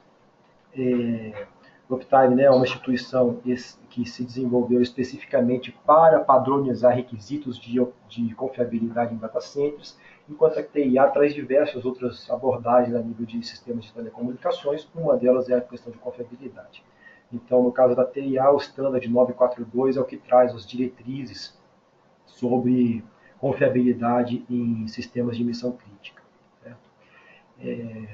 Ambas, as duas instituições, os dois standards, né, abordam questões de confiabilidade. Isso é um ponto comum. E os dois, isso é curioso, dividem os níveis de confiabilidade em 4 tiers. Essa nomenclatura tier, ela é bem comum quando a gente fala de data center. Então a gente divide os data centers em 4 tiers. Tier 1, Tier 2, Tier 3 e Tier 4. Tier 1, digamos assim, é o menos confiável, é que tem menores quesitos de redundância, enquanto que um Tier 4 é o sistema que provém a maior quantidade de quesitos de redundância, você tem aí um sistema de confiabilidade muito maior a nível de uma falha. Eu diria assim, isso é uma interpretação minha, a TIA 942 é mais específica em relação aos requisitos de projeto de cada nível. Então ela vai te falar, para um Tier 2 você tem que ter o cabeamento passando de tal maneira, o sistema de ar-condicionado operando de tal maneira, e então ela vai assim nos detalhes da operação e do projeto do sistema, de modo que ela restringe bastante a sua abordagem. Já o Uptime Institute traz uma abordagem mais geral, certo? Ele define os objetivos de cada nível, o que nós gostaríamos de atingir em cada um dos tiers, e ele deixa mais a critério do projetista e do time de operação, como que eles vão elaborar estratégias para atingir esses objetivos. Falando assim, pode parecer mais simples, né, atender os requisitos do uptime, mas na verdade não é. Talvez se torne até um pouco mais complexo, uma vez que você tem, né, os desafios na mão para resolver. Você não tem diretrizes tão específicas para seguir durante o projeto. Como no Brasil a Uptime é a instituição que eu diria que tem a maior abrangência, e eu também tenho maior experiência com aplicações da Uptime, então eu trouxe aqui um pouco para a gente discutir rapidamente sobre esse quadro, né? Essa uma tabela está disponível por meio desse acesso aqui no rodapé, o documento, né, de topologia dos tiers da Uptime. Então essa é uma tabela retirada de lá, e ela fala sobre cada um dos tiers, desde o Tier 1 ao Tier 4, né, em diversos parâmetros de avaliação. Então, qual é basicamente a diferença entre você ter um data center Tier 1, Tier 2, Tier 3 ou Tier 4, certo? Esse primeiro parâmetro, nós estamos falando dos componentes de capacidade, certo? Ou seja, quando você tiver um componente elétrico ou um componente de ar-condicionado mesmo, como que ele deve estar preparado para atender o data center? Então, uma nomenclatura comum da gente utilizar essa nomenclatura N. N é a capacidade, é o número de equipamentos que você precisa ter para atender a capacidade mínima do data center. Ou seja, se você tem 200 kW de carga de TI, e com 200 kW de TI, vamos supor que você tem duas máquinas de 100 kW cada uma de ar-condicionado, então essas duas máquinas configuram uma capacidade N, você deve ter as duas operando. Se você tiver 4 máquinas, cada uma com 200, com 100 kW, então você tem duas máquinas configurando a capacidade N, e sendo que as outras duas máquinas configuram uma redundância. Então você teria o que nós chamamos de um N mais 2. Né? Seu N é 2, é a sua capacidade, seu número de equipamentos mínimos que devem estar operando, e o mais 2 é a sua redundância. Então, nesse parâmetro, né, dando uma pincelada rápida, o Tier 1, tipicamente, nós só temos N. Né? Se você precisa de um ar-condicionado, você só tem um ar-condicionado. Se ele falhar, você perde a sua capacidade de atendimento. Já no Tier 2, na primeira passo que você dá na direção de uma redundância, você já acrescenta um equipamento. É claro, você não vai ficar à mercê de falha de um único equipamento. Então, vamos supor, se você tem 5 equipamentos, né, configurando N, você vai colocar pelo menos mais um. No caso de falha de um desses 5, um deles te atende, né, até que você faça a manutenção corretiva dessa máquina. O Tier 3 mantém o N mais 1, essa é a exigência. Você deve manter pelo menos um equipamento como redundância. E o Tier 4, ele traz aqui, parece que é mais simples, mas não é, ele fala N após qualquer falha. Então, independente da falha que você tenha no seu sistema, você deve manter a condição N operando. Nem sempre, no Tier 3, por exemplo, se houver a falha em um dos seus sistemas, você consegue manter N. Porque se for uma falha na sua infraestrutura, por exemplo, no Tier 2, na sua rede de água gelada, como você só tem um caminho de distribuição de água gelada, a gente vai ver aqui na linha de baixo, Não adianta você ter 5 fan coils, sendo que 2 deles só operam. Se você só tem uma rede hidráulica, quando a rede hidráulica falhar, você perde todos os 5. No caso de um Tier 4, não. Existe essa exigência. Você tem de manter N após qualquer falha.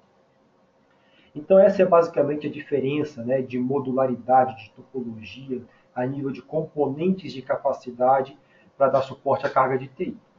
Existe essa nomenclatura bem típica. Quem trabalha com data center já está acostumado com essa nomenclatura N, N mais 1, ou N mais 2, ou 2N, que também é bem utilizada.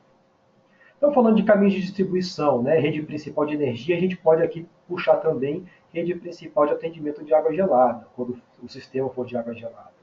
Então, no Tier 1 você só precisa ter uma rede de distribuição, no Tier 2 idem, também só uma rede. No Tier 3 você já exige uma rede ativa e uma alternativa. Perceba que uma é alternativa, ela não precisa estar também ativa no momento de uma falha, enquanto que no Tier 4 você deve manter sempre as 2 redes ativas. Eu já dei uma olhadinha nas perguntas que foram colocadas aqui, e a resposta para uma das perguntas que foram feitas, nós vamos falar daqui a pouco, está aqui. Se você estiver operando um sistema Tier 4, você é obrigado a manter as suas 2 linhas ativas, tanto a nível de energia quanto a nível de ar-condicionado. Eu vou pular para esse terceiro parâmetro aqui, que a gente vai falar de manutenção concorrente. Esse é um termo também bem utilizado quando a gente fala de avaliação na uptime. A partir de um Tier 3, você deve conseguir dar manutenção em qualquer item do seu sistema, qualquer válvula, qualquer trecho de tubulação, qualquer condicionador, chiller, bomba, independente, UPS, PDU, qualquer item do seu sistema tem que estar sujeito à manutenção concorrente, ou seja, você tem que conseguir dar manutenção nele sem parar o sistema. Próximo item fala de tolerância à falha. Veja, à medida que a gente vai descendo, né, a coisa vai ficando mais complexa. Então, o que é tolerância à falha? É quando o seu sistema está pronto para responder automaticamente a qualquer tipo de falha. Então, se vamos supor, o chiller seu falha, o seu sistema tem que automaticamente detectar essa falha e atuar em cima dessa falha, sem a resposta humana, né? Então, isso só é caracterizado no Tier 4. No Tier 3, normalmente você faz somente a manutenção concorrente. Se caso haja uma falha, a sua equipe de operação é que faz a manobra dentro do seu site. Esse é o mais comum em sistemas Tier 3. Enquanto que no Tier 4 não, a manobra deve ser realizada de maneira automática. Compartimentação, esse é um item mais simples, que também só entra no Tier 4. Os sistemas devem ser compartimentados, ou seja, as suas infras de água gelada, se forem 2 infras, elas devem ter compartimentação, elas devem estar afastadas umas da outra, ou devem estar passando em shafts diferentes. Elas não podem estar sujeitas à mesma falha. Vamos supor, uma falha física, né, um impacto, não pode, se ela atuar em uma das suas linhas, ela não pode comprometer a outra também ao mesmo tempo. E, por fim, o conceito de continuous cooling, né, que é bem comum na uptime, que vem falar sobre a necessidade de você manter, né, a continuidade do resfriamento da sua climatização, mesmo em caso de qualquer falha, como já foi falado aqui em cima. Então, o continuous cooling também ele só é abordado no Tier 4. Bom, a gente está resumindo esses 4 tiers, essas 4 abordagens, nesses vários parâmetros. Isso aqui é tema de diversas bibliografias da uptime, é tema de cursos, é tema de palestras, então é natural que fique um pouco ainda obscuro, mas é mais para a gente ter uma ideia do que seria, né, a diferença entre você trabalhar com um data center em cada uma dessas condições. Eu diria que uma das primeiras decisões que um dono de data center tem que tomar na hora que vai passar para a concepção do seu projeto é definir qual o nível de confiabilidade que ele vai optar. Né? Se vai ser o Tier 1 ou Tier 2, que são níveis mais baixos para sistemas que não estão sujeitos a condições de SLA tão críticas, a multas ou prejuízos tão onerosos, ou se ele vai optar por um Tier 3 ou um Tier 4, que tem condições de operação muito mais exigentes. Falando agora, pessoal, um pouquinho sobre desempenho energético, sobre como avaliar o desempenho energético de um data center. Quando a gente fala de conforto, imagino que a maior parte do público aqui, né, tem uma abrangência na parte de conforto também. A gente usa muito a norma 90.1, né, juntamente com as avaliações do GID ou do PBE edifica para avaliar o desempenho dos sistemas a nível de conforto térmico. Quando a gente migra para data center, essa sempre foi uma questão que ficou um pouco, digamos assim, de lado. Eficiência energética é algo que sempre foi colocado em segundo plano e ainda é quando se fala de confiabilidade. Mas dado, né, como o Ribeiro colocou na apresentação dele, os enormes gastos de energia num sistema de ar-condicionado de data center, isso tem mudado cada dia mais. Já faz cerca de 10 anos que nós viemos com algumas métricas para tentar avaliar como é que está o desempenho energético dos data centers. Então, a primeira medida que surgiu para avaliar a eficiência energética de data centers, que eu conheço, que eu me recordo, sou um pouco novo, talvez tenha coisas mais antigas, mas foi o PUE. Foi uma medida introduzida em 2007 pelo Green Grid, uma instituição voltada para esse tipo de avaliação. Então, o Green Grid introduziu o PUE como um conceito, ele é um conceito simples, é relativamente simples de entender. Basicamente, como é que você calcula o PUE de um data center? Você pega toda a potência utilizada em todos os seus sistemas do data center, inclusive a TI. Então, por exemplo, você vai pegar a potência de TI, somar com a potência de iluminação, somar com todas as perdas nos seus sistemas elétricos, etc., condutores, etc., e também com a sua potência de ar-condicionado. Então, pegar a potência de todos os sistemas, a soma delas, você vai fazer uma razão dessa potência pela potência de TI, que também apareceu aqui em cima. Então, vai ser uma razão de todos esses fatores aqui pela potência de TI. Isso, naturalmente, vai dar um número maior do que 1, uma vez que se você fizesse potência de TI por potência de TI, já daria 1. Quando você soma outros itens aqui, você dá um número maior do que 1. E, naturalmente, à medida que você aumenta essas outras potências, esse número vai aumentando, né? Ele vai subindo para números cada vez maiores. O que é importante perceber em relação a isso? É que a potência de TI na vida de um data center, quando você fala dentro de um site, é o que interessa. O data center ele vive em função da TI. Qualquer outra coisa que você coloque ali está ali para dar suporte, né? É infraestrutura. Então, quanto menor for esses outros gastos energéticos, mais interessante, mais eficiente você está fazendo o seu sistema assim. Então, quanto menor o PUE, quanto mais ele se aproxima de 1, ou seja, quanto mais a potência de TI é igual a ela mesma, né, a potência gasta pelo data center é igual à potência de TI, mais interessante, mais eficiente seu data center fica. Então, existem diversas maneiras de se fazer uma avaliação do PUE, mas eu em particular, eu gosto dessas aqui, né? Um PUE 3 seria um data center bem ineficiente, né? Que traria uma condição de eficiência muito baixa, com uma operação tipicamente não muito adequada, enquanto que se você trabalhar com PUE 1.2, você estaria trabalhando aí realmente com um data center aí muito otimizado e principalmente aí já estamos falando de emprego de soluções de free cooling, como foi abordado pelo José Sérgio, né? O próprio Green Grid traz aqui em uma das suas apresentações essa categorização de PUE conforme os diversos desempenhos do data center. Certo? Então essa é a métrica até hoje mais utilizada quando você entra num sistema de automação de data center, tipicamente o PUE está lá piscando para você saber quanto que está o seu PUE, né? Instante a instante no seu site. Tá? Ainda é a métrica mais utilizada, pelo menos nos data centers que eu tenho trabalhado. Só que, recentemente, em 2016, a Ashway, né, vejam que o PUE não tem uma ligação direta com a Ashway, apesar da Ashway ter lançado esse livro, essa bibliografia para falar do PUE junto com o Green Grid, mas essa foi uma métrica lançada inicialmente pelo Green Grid e depois introduzida pela Ashway.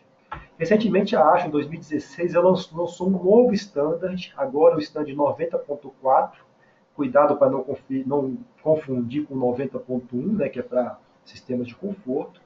A 90.4 vem, então, falar especificamente sobre data centers, um standard lançado especificamente para isso. Né. Então, tem como objetivo, né, isso aqui eu tirei lá da norma, estabelecer os requisitos de eficiência energética mínimo em data centers para projeto, construção e um plano de operação e manutenção.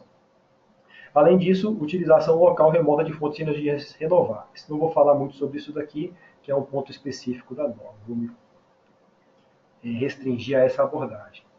Então, isso aqui é um bônus, digamos assim, desse webinar, né? Eu não vi até hoje uma apresentação sobre a 90.4 ainda no Brasil.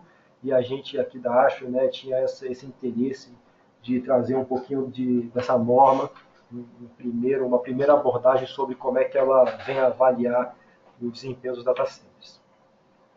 Então, o primeiro tópico é que a 90.4 ela não trabalha mais com o conceito de PUE. Ao contrário, né, do que vinha sendo falado até agora, o PUE ele não é mais citado nessa norma.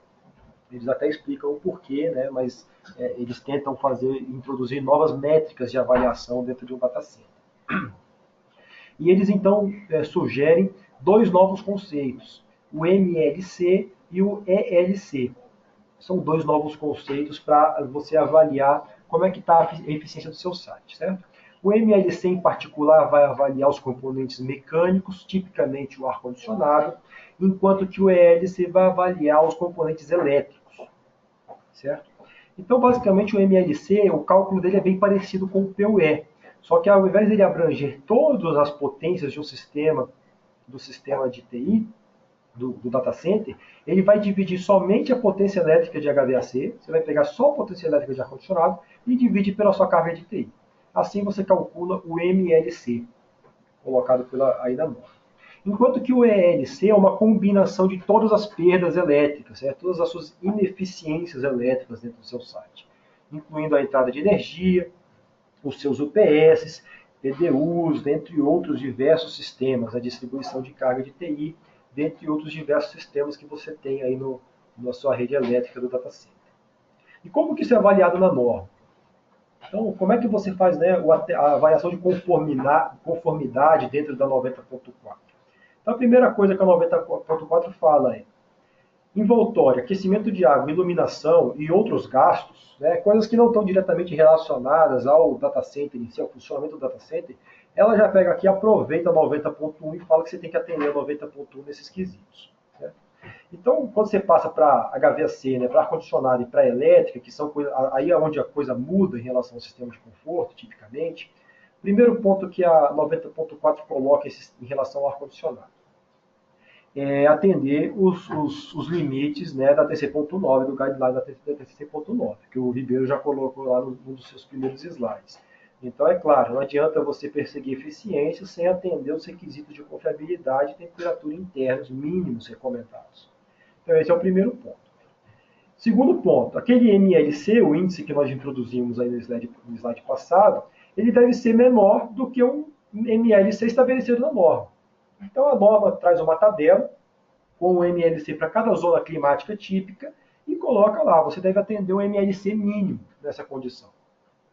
Caso você não consiga atender o MLC mínimo, que é aquela potência do sistema de ar-condicionado dividido pela potência de TI, você pode avaliar essa potência de ar-condicionado ao longo de um ano. Ao invés de pegar ela a condição crítica, você pode pegar ela avaliada ao longo de um ano, né? Anualizada, que eles colocam na norma. Então, você vai avaliar essa potência de ar-condicionado em diversas condições de temperatura externa. E, novamente, comparar com um novo parâmetro que a norma traz para o MLC. Um novo valor máximo para o MLC. Então, basicamente é isso, né? Um resumo da norma seria, na parte de ar-condicionado, calcular o MLC do seu data center e comparar com o valor máximo que a norma traga para você. Enquanto que na elétrica, né, você vai somar todas aquelas suas ineficiências e vai fazer o mesmo, vai comparar com o valor tabelado pela norma em relação ao LC do normativo.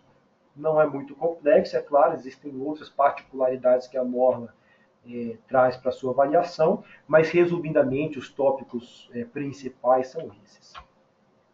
E aí eu finalizo a minha apresentação, senhores, agradecendo a todos pela atenção e abrindo então para as perguntas. Muito obrigado. Obrigado, Geraldo, pela apresentação. Então, vamos dar continuidade, abrindo um bloco de perguntas e comentários. Alex, temos alguma pergunta? Sim, boa noite, pessoal. Eu vou ler agora as perguntas que vocês fizeram durante as apresentações. Tá?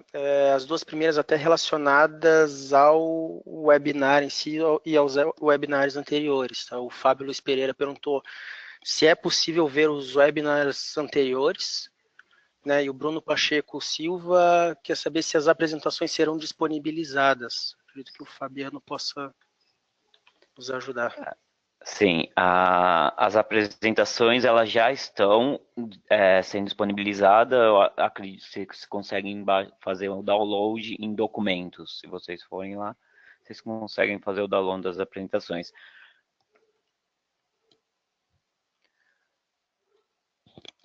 Era essa a pergunta? E com relação aos webinários anteriores, o pessoal tem acesso? Todos os webinars a gente grava eles e disponibiliza eles via YouTube. Então, vocês podem estar buscando por EA Chapter Brasil, mas também vamos passar o link para vocês estarem assistindo. Perfeito. A Carmozinda Rodrigues dos Santos pergunta para o Ribeiro, né, qual a média de SLA para atender um data center?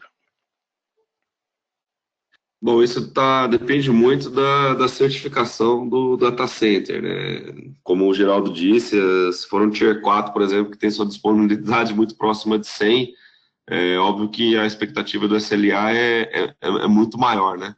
É muito comum em grandes data centers operar com mantenedor e operador 100% do tempo on-site. O impacto financeiro que pode causar para o mantenedor é muito grande, a expectativa é muito alta. Então, depende muito de cada data center, de sua certificação. Não tem uma via de regra para isso.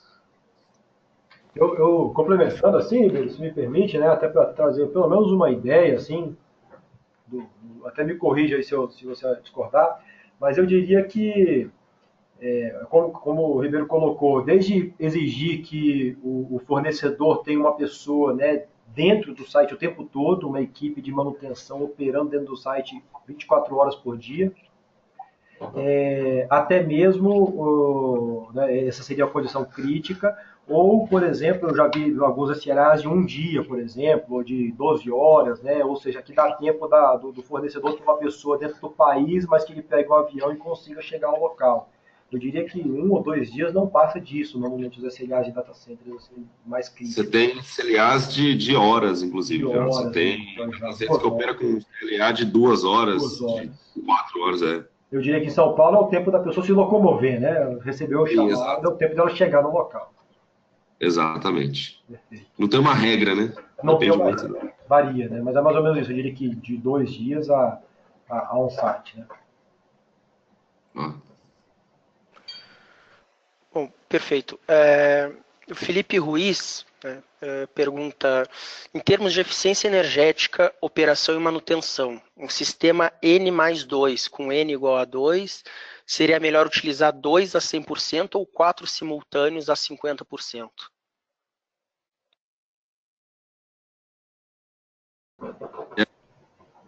Posso responder? Depende muito, tá? É outra pergunta que depende.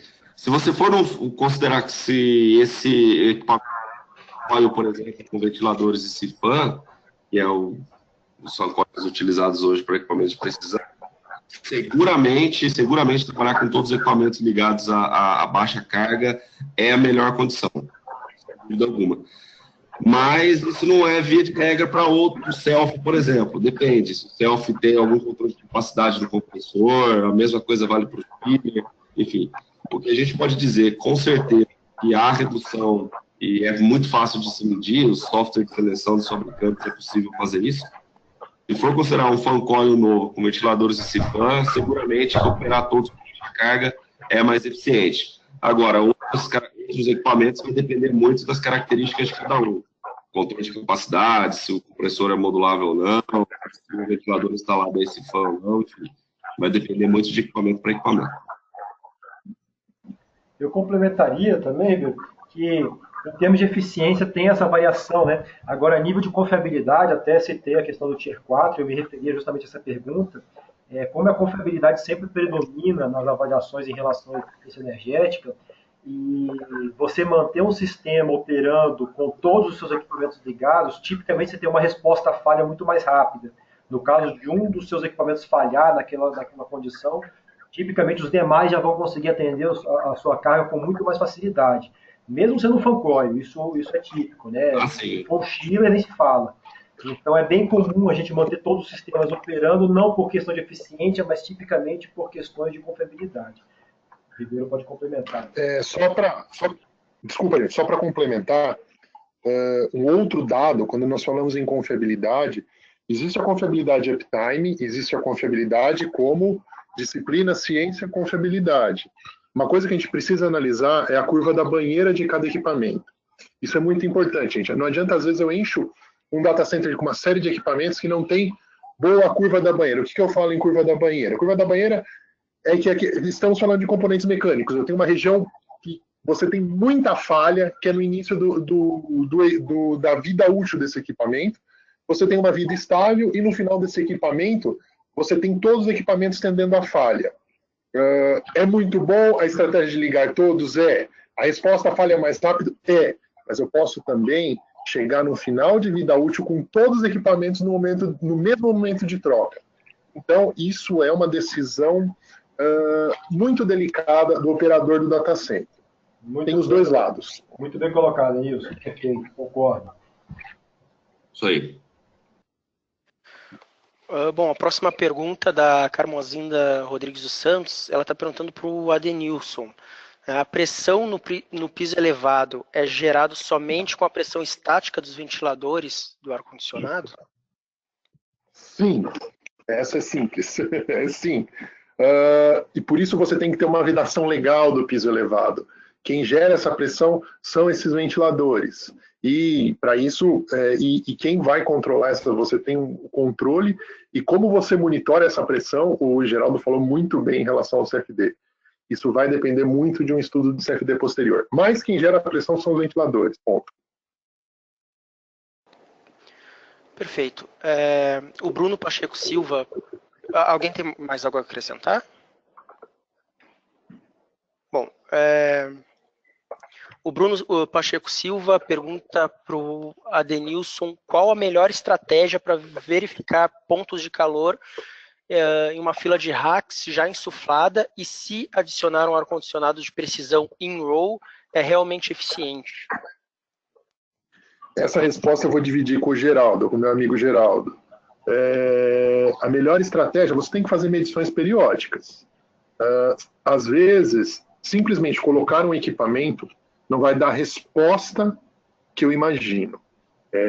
Por isso, nós fazemos estudos CFD. O estudo CFD lhe permite você pensar nessa estratégia antes de implementá-la, mesmo porque estamos falando de equipamentos caros. Pontos de calor podem ser gerados por diversas coisas. A gente, no Brasil, nós geralmente projetamos data centers sem imaginar o que TI vai colocar lá dentro. Nós, no Brasil, não fazemos projeto integrado. Geralmente, o pessoal de projeto faz um projeto para 2 kW por metro quadrado.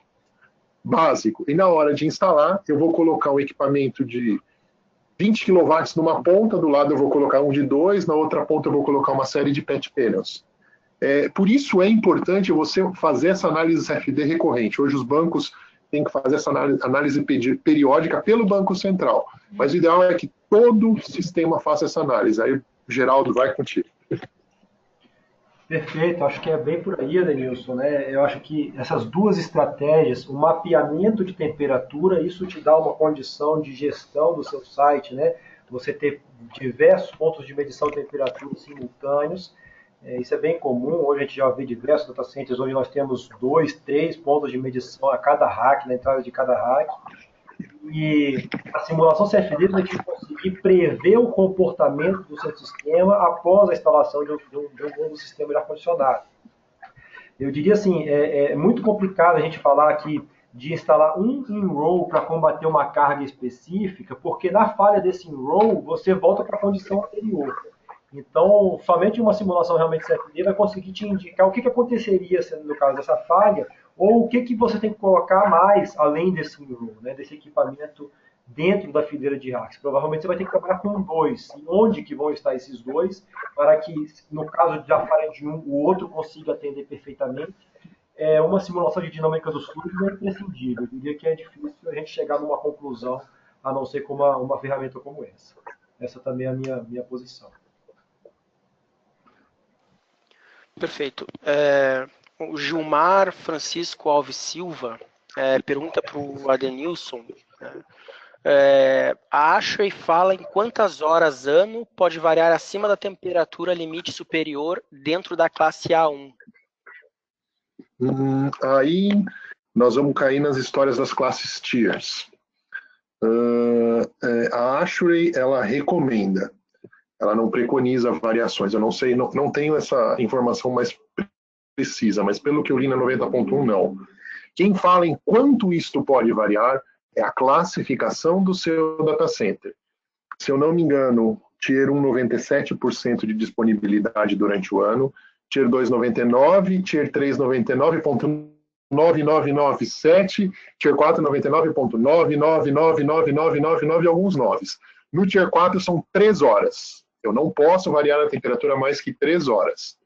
Nos outros, fazendo as contas, se eu não me engano, Tier 1 são 3 dias. Mas a ASHRAE eu não sei, mas a Uptime Institute que faz essas recomendações. Perfeito. Obrigado, Adenilson. Alguém tem mais algo a acrescentar? Acho que vamos para a próxima pergunta. Para o Geraldo. Qual software utilizado nos exemplos do CFD? A pessoa está perguntando se é o ANSYS. Pronto. Pergunta um pouco delicada por motivos de confidencialidade do cliente, né, e do próprio fornecedor. A gente, infelizmente, não pode informar aqui, tá? Vou ficar devendo. Perfeito. Tranquilo. Acho que a pergunta até do Carlos Braga é mais ou menos na mesma linha. Ele pergunta quais ferramentas de CFD são utilizadas para a detecção de hotpoints. Aí eu acho que eu já posso falar com mais tranquilidade. Quais as ferramentas a gente pode falar? O ANSYS acho que é uma ferramenta consagrada, né, a nível de CFD, não para data centers, mas para diversas outras avaliações. Hoje surgem ferramentas específicas. O ANSYS tem um plugin interessante chamado CoolSync, que otimiza bastante a entrada de dados dentro da plataforma, voltado para data centers. Hoje tem uma ferramenta Six Sigma, que eu diria que é bem consagrada, assim. Existem os softwares da Mentor Graphics, né, como, por exemplo, o Flowvent, o FlowFD, que são ferramentas excelentes também a nível de CFD e que têm sido também muito utilizadas para sistemas de data center. Eu diria que essas aí têm predominado no mercado. Posso estar esquecendo de alguma aqui, peço perdão se estiver considerado. Perfeito. Obrigado, Geraldo. Tem uma outra pergunta aqui, que talvez também seja um pouco delicada, mas, enfim, qual deveria ser, na sua opinião, o custo médio de um estudo de CFD por metro quadrado de piso elevado? Também não consigo responder, uma vez que, em simulação, eu diria que talvez o metro quadrado do piso elevado seja um dos parâmetros médios, assim, não é um parâmetro tão relevante quanto se mostra, né? A quantidade de sistemas, os tipos de sistemas, a diversidade de racks, tudo isso é muito importante ser considerado quando a gente vai cotar um sistema como esse. Então não dá para a gente responder assim com facilidade. Perfeito. A Irene está perguntando, em sistemas downflow, é necessária a instalação de damper corta-fogo? Vamos lá. Isso tudo parte do seu projeto. Eu diria que em projetos mais conservadores, mais antigos, sim. Principalmente quando você tem a casa de máquinas segregada do piso branco. Então, entre o piso branco e a casa de máquinas, eu coloco dampers corta-fogo. Porém, eu posso também fazer uma outra estratégia. Eu posso calcular o meu gás para quando eu tiver um sinistro, eu disparar para todo o ambiente, considerando também casa de máquinas. Então, isso vai muito da estratégia. Vai muito da sua facilidade ao gás. Vantagem de um, vantagem do outro. Vantagem do outro é que qualquer sinistro vai ter parada. O do damper corta-fogo, provavelmente, para você colocar o damper corta-fogo, você desliga os ar-condicionados e você tem uma parada. O segundo, pode ser que em um sinistro você não tenha uma parada. Só que o preço do gás é muito caro. Mas, se estamos falando em data centers, estamos falando em bancos, estamos falando em alto investimento, eu acho que vale a pena investir no gás.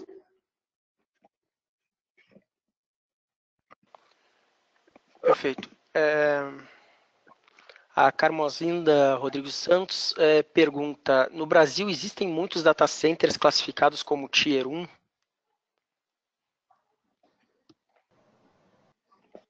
Eu acho que não. Ninguém classifica como Tier 1. Não sei, acho que não. Não sei se os colegas sabem de algum. Eu acho que não. Depende do que É chama muito de data dinheiro center, pra né? qualquer coisa, né? Sim. Eu também concordo que data centers mesmo, formais, eu também desconheço. Vejo poucos Tier 1. Se olhar para minha sala técnica aqui do lado, eu talvez classificasse ela como Tier 1, mas não é. Quando a gente vai formalizar essa avaliação, eu acho que são poucos, realmente. O Sérgio, não sei se Perfeito. conhece alguém.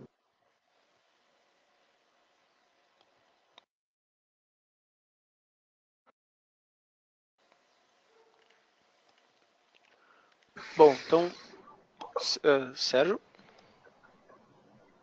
Oi, estou escutando. Conhece algum Tier 1, Sérgio? Perfeito. Não conheço Tier 1, até porque acho que é um investimento alto para pouca relevância. Né? É como se eu classificasse meu time como campeão da Série C. Exato. Às vezes não é nem um título que você queira divulgar. Por aí. É melhor não ter Tier nenhum, né? É melhor, né? Entre Tier 1 e não Tier, não certificar. Bom, o Fábio Luiz Pereira está perguntando: operação em anel configura 2 linhas ativas? Não necessariamente, na minha opinião. Não sei se a Denilson traz uma condição diferente de interpretação, mas você pode ter um anel onde só um lado do anel esteja, vamos chamar de energizado, né? Trazendo para a ideia da elétrica. Mas somente um lado do anel esteja sendo utilizado e o outro esteja isolado durante a operação convencional. E se isso acontecer, você não tem as duas ativas, você está somente com uma delas, isso não configura atendimento ao Tier 4. Não sei se você concorda, Nilson, se quiser complementar. Concordo sim, Geraldo. Concordo sim. Eu já vi em alguns casos até o pessoal colocar um pouquinho mais de válvula do que o necessário e transformar válvulas em pontos únicos de falha. Em alguns casos clássicos, a gente não vai falar por questão de cuidado com o nosso projeto, questão de cuidado com o nosso cliente, mas não, definitivamente não. É uma das formas de se fazer. É uma das formas que você consegue chegar no resultado, mas que você tem que estudar. Não é simplesmente, eu tenho um anel, eu tenho 2 linhas ativas. Não tenho ainda. Perfeito. E você pode não ter um anel e pode ter 2 linhas ativas, né? Porque se elas forem completamente independentes, elas não se juntam e você continua mantendo 2 linhas ativas. Então depende muito do projeto. Perfeito. Eu concordo com vocês dois também. Uma coisa que a gente tem visto com frequência é se limpando cada vez mais a instalação e colocando cada vez mais artifícios dentro dos próprios fan coils de precisão, né?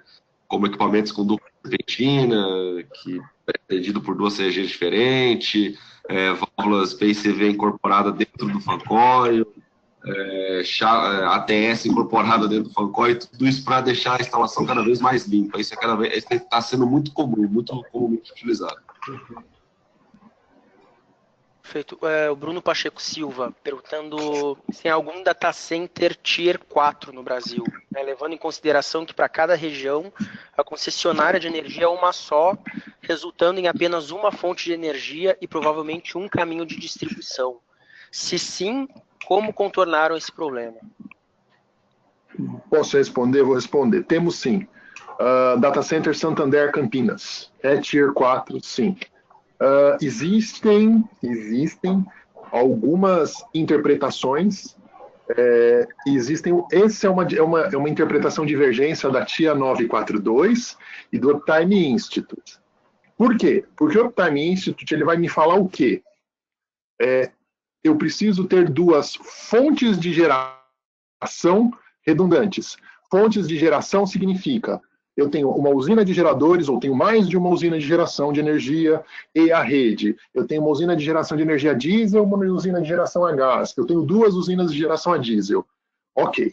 Quem fala em 2 entradas de energia é a TIA 942. Ocorre que há pouquíssimo tempo eles entraram em concordância e passa a valer o critério do Uptime Institute.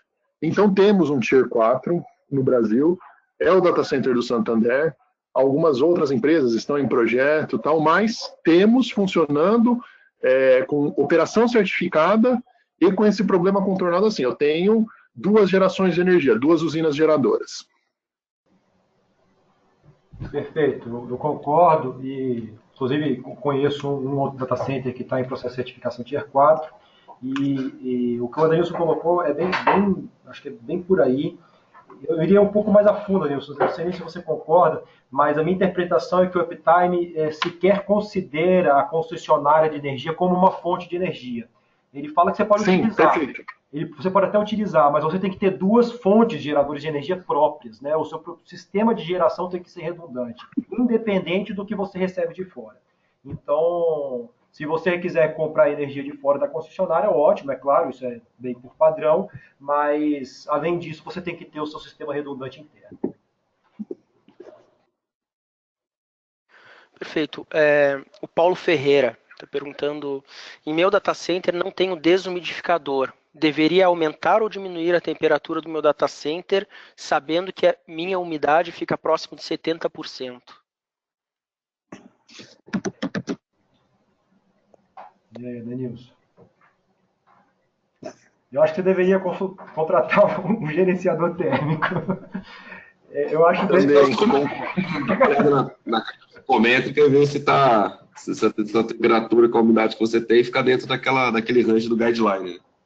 Porque é delicado, né? Se você reduzir a temperatura buscando, né, reduzir a umidade sem uma avaliação completa do site, né? Eu não sei nem onde é que essa medida de umidade está sendo feita. Não dá para responder. Ele não falou. Qual é a temperatura que ele falou? É delicado.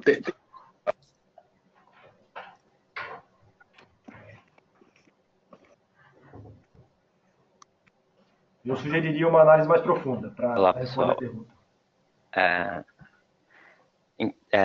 Já são 9 horas, então assim, temos algumas outras perguntas para ser respondidas. Eu vou estar passando para os apresentadores as demais perguntas e enviar para o pessoal que é responsável.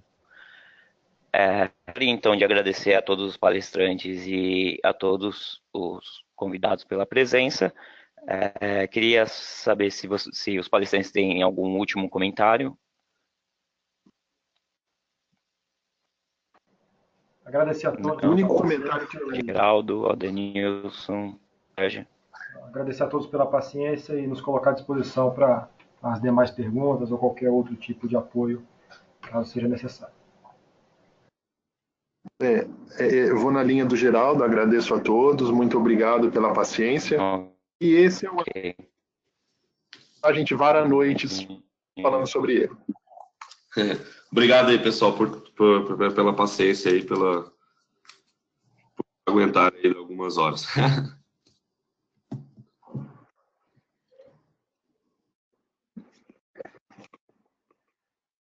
Obrigado. Para rever vídeo. E o nosso próximo webinar, como o Bruno já falou, será dia 21/5, às 18 horas, e abordaremos o tema salas limpas.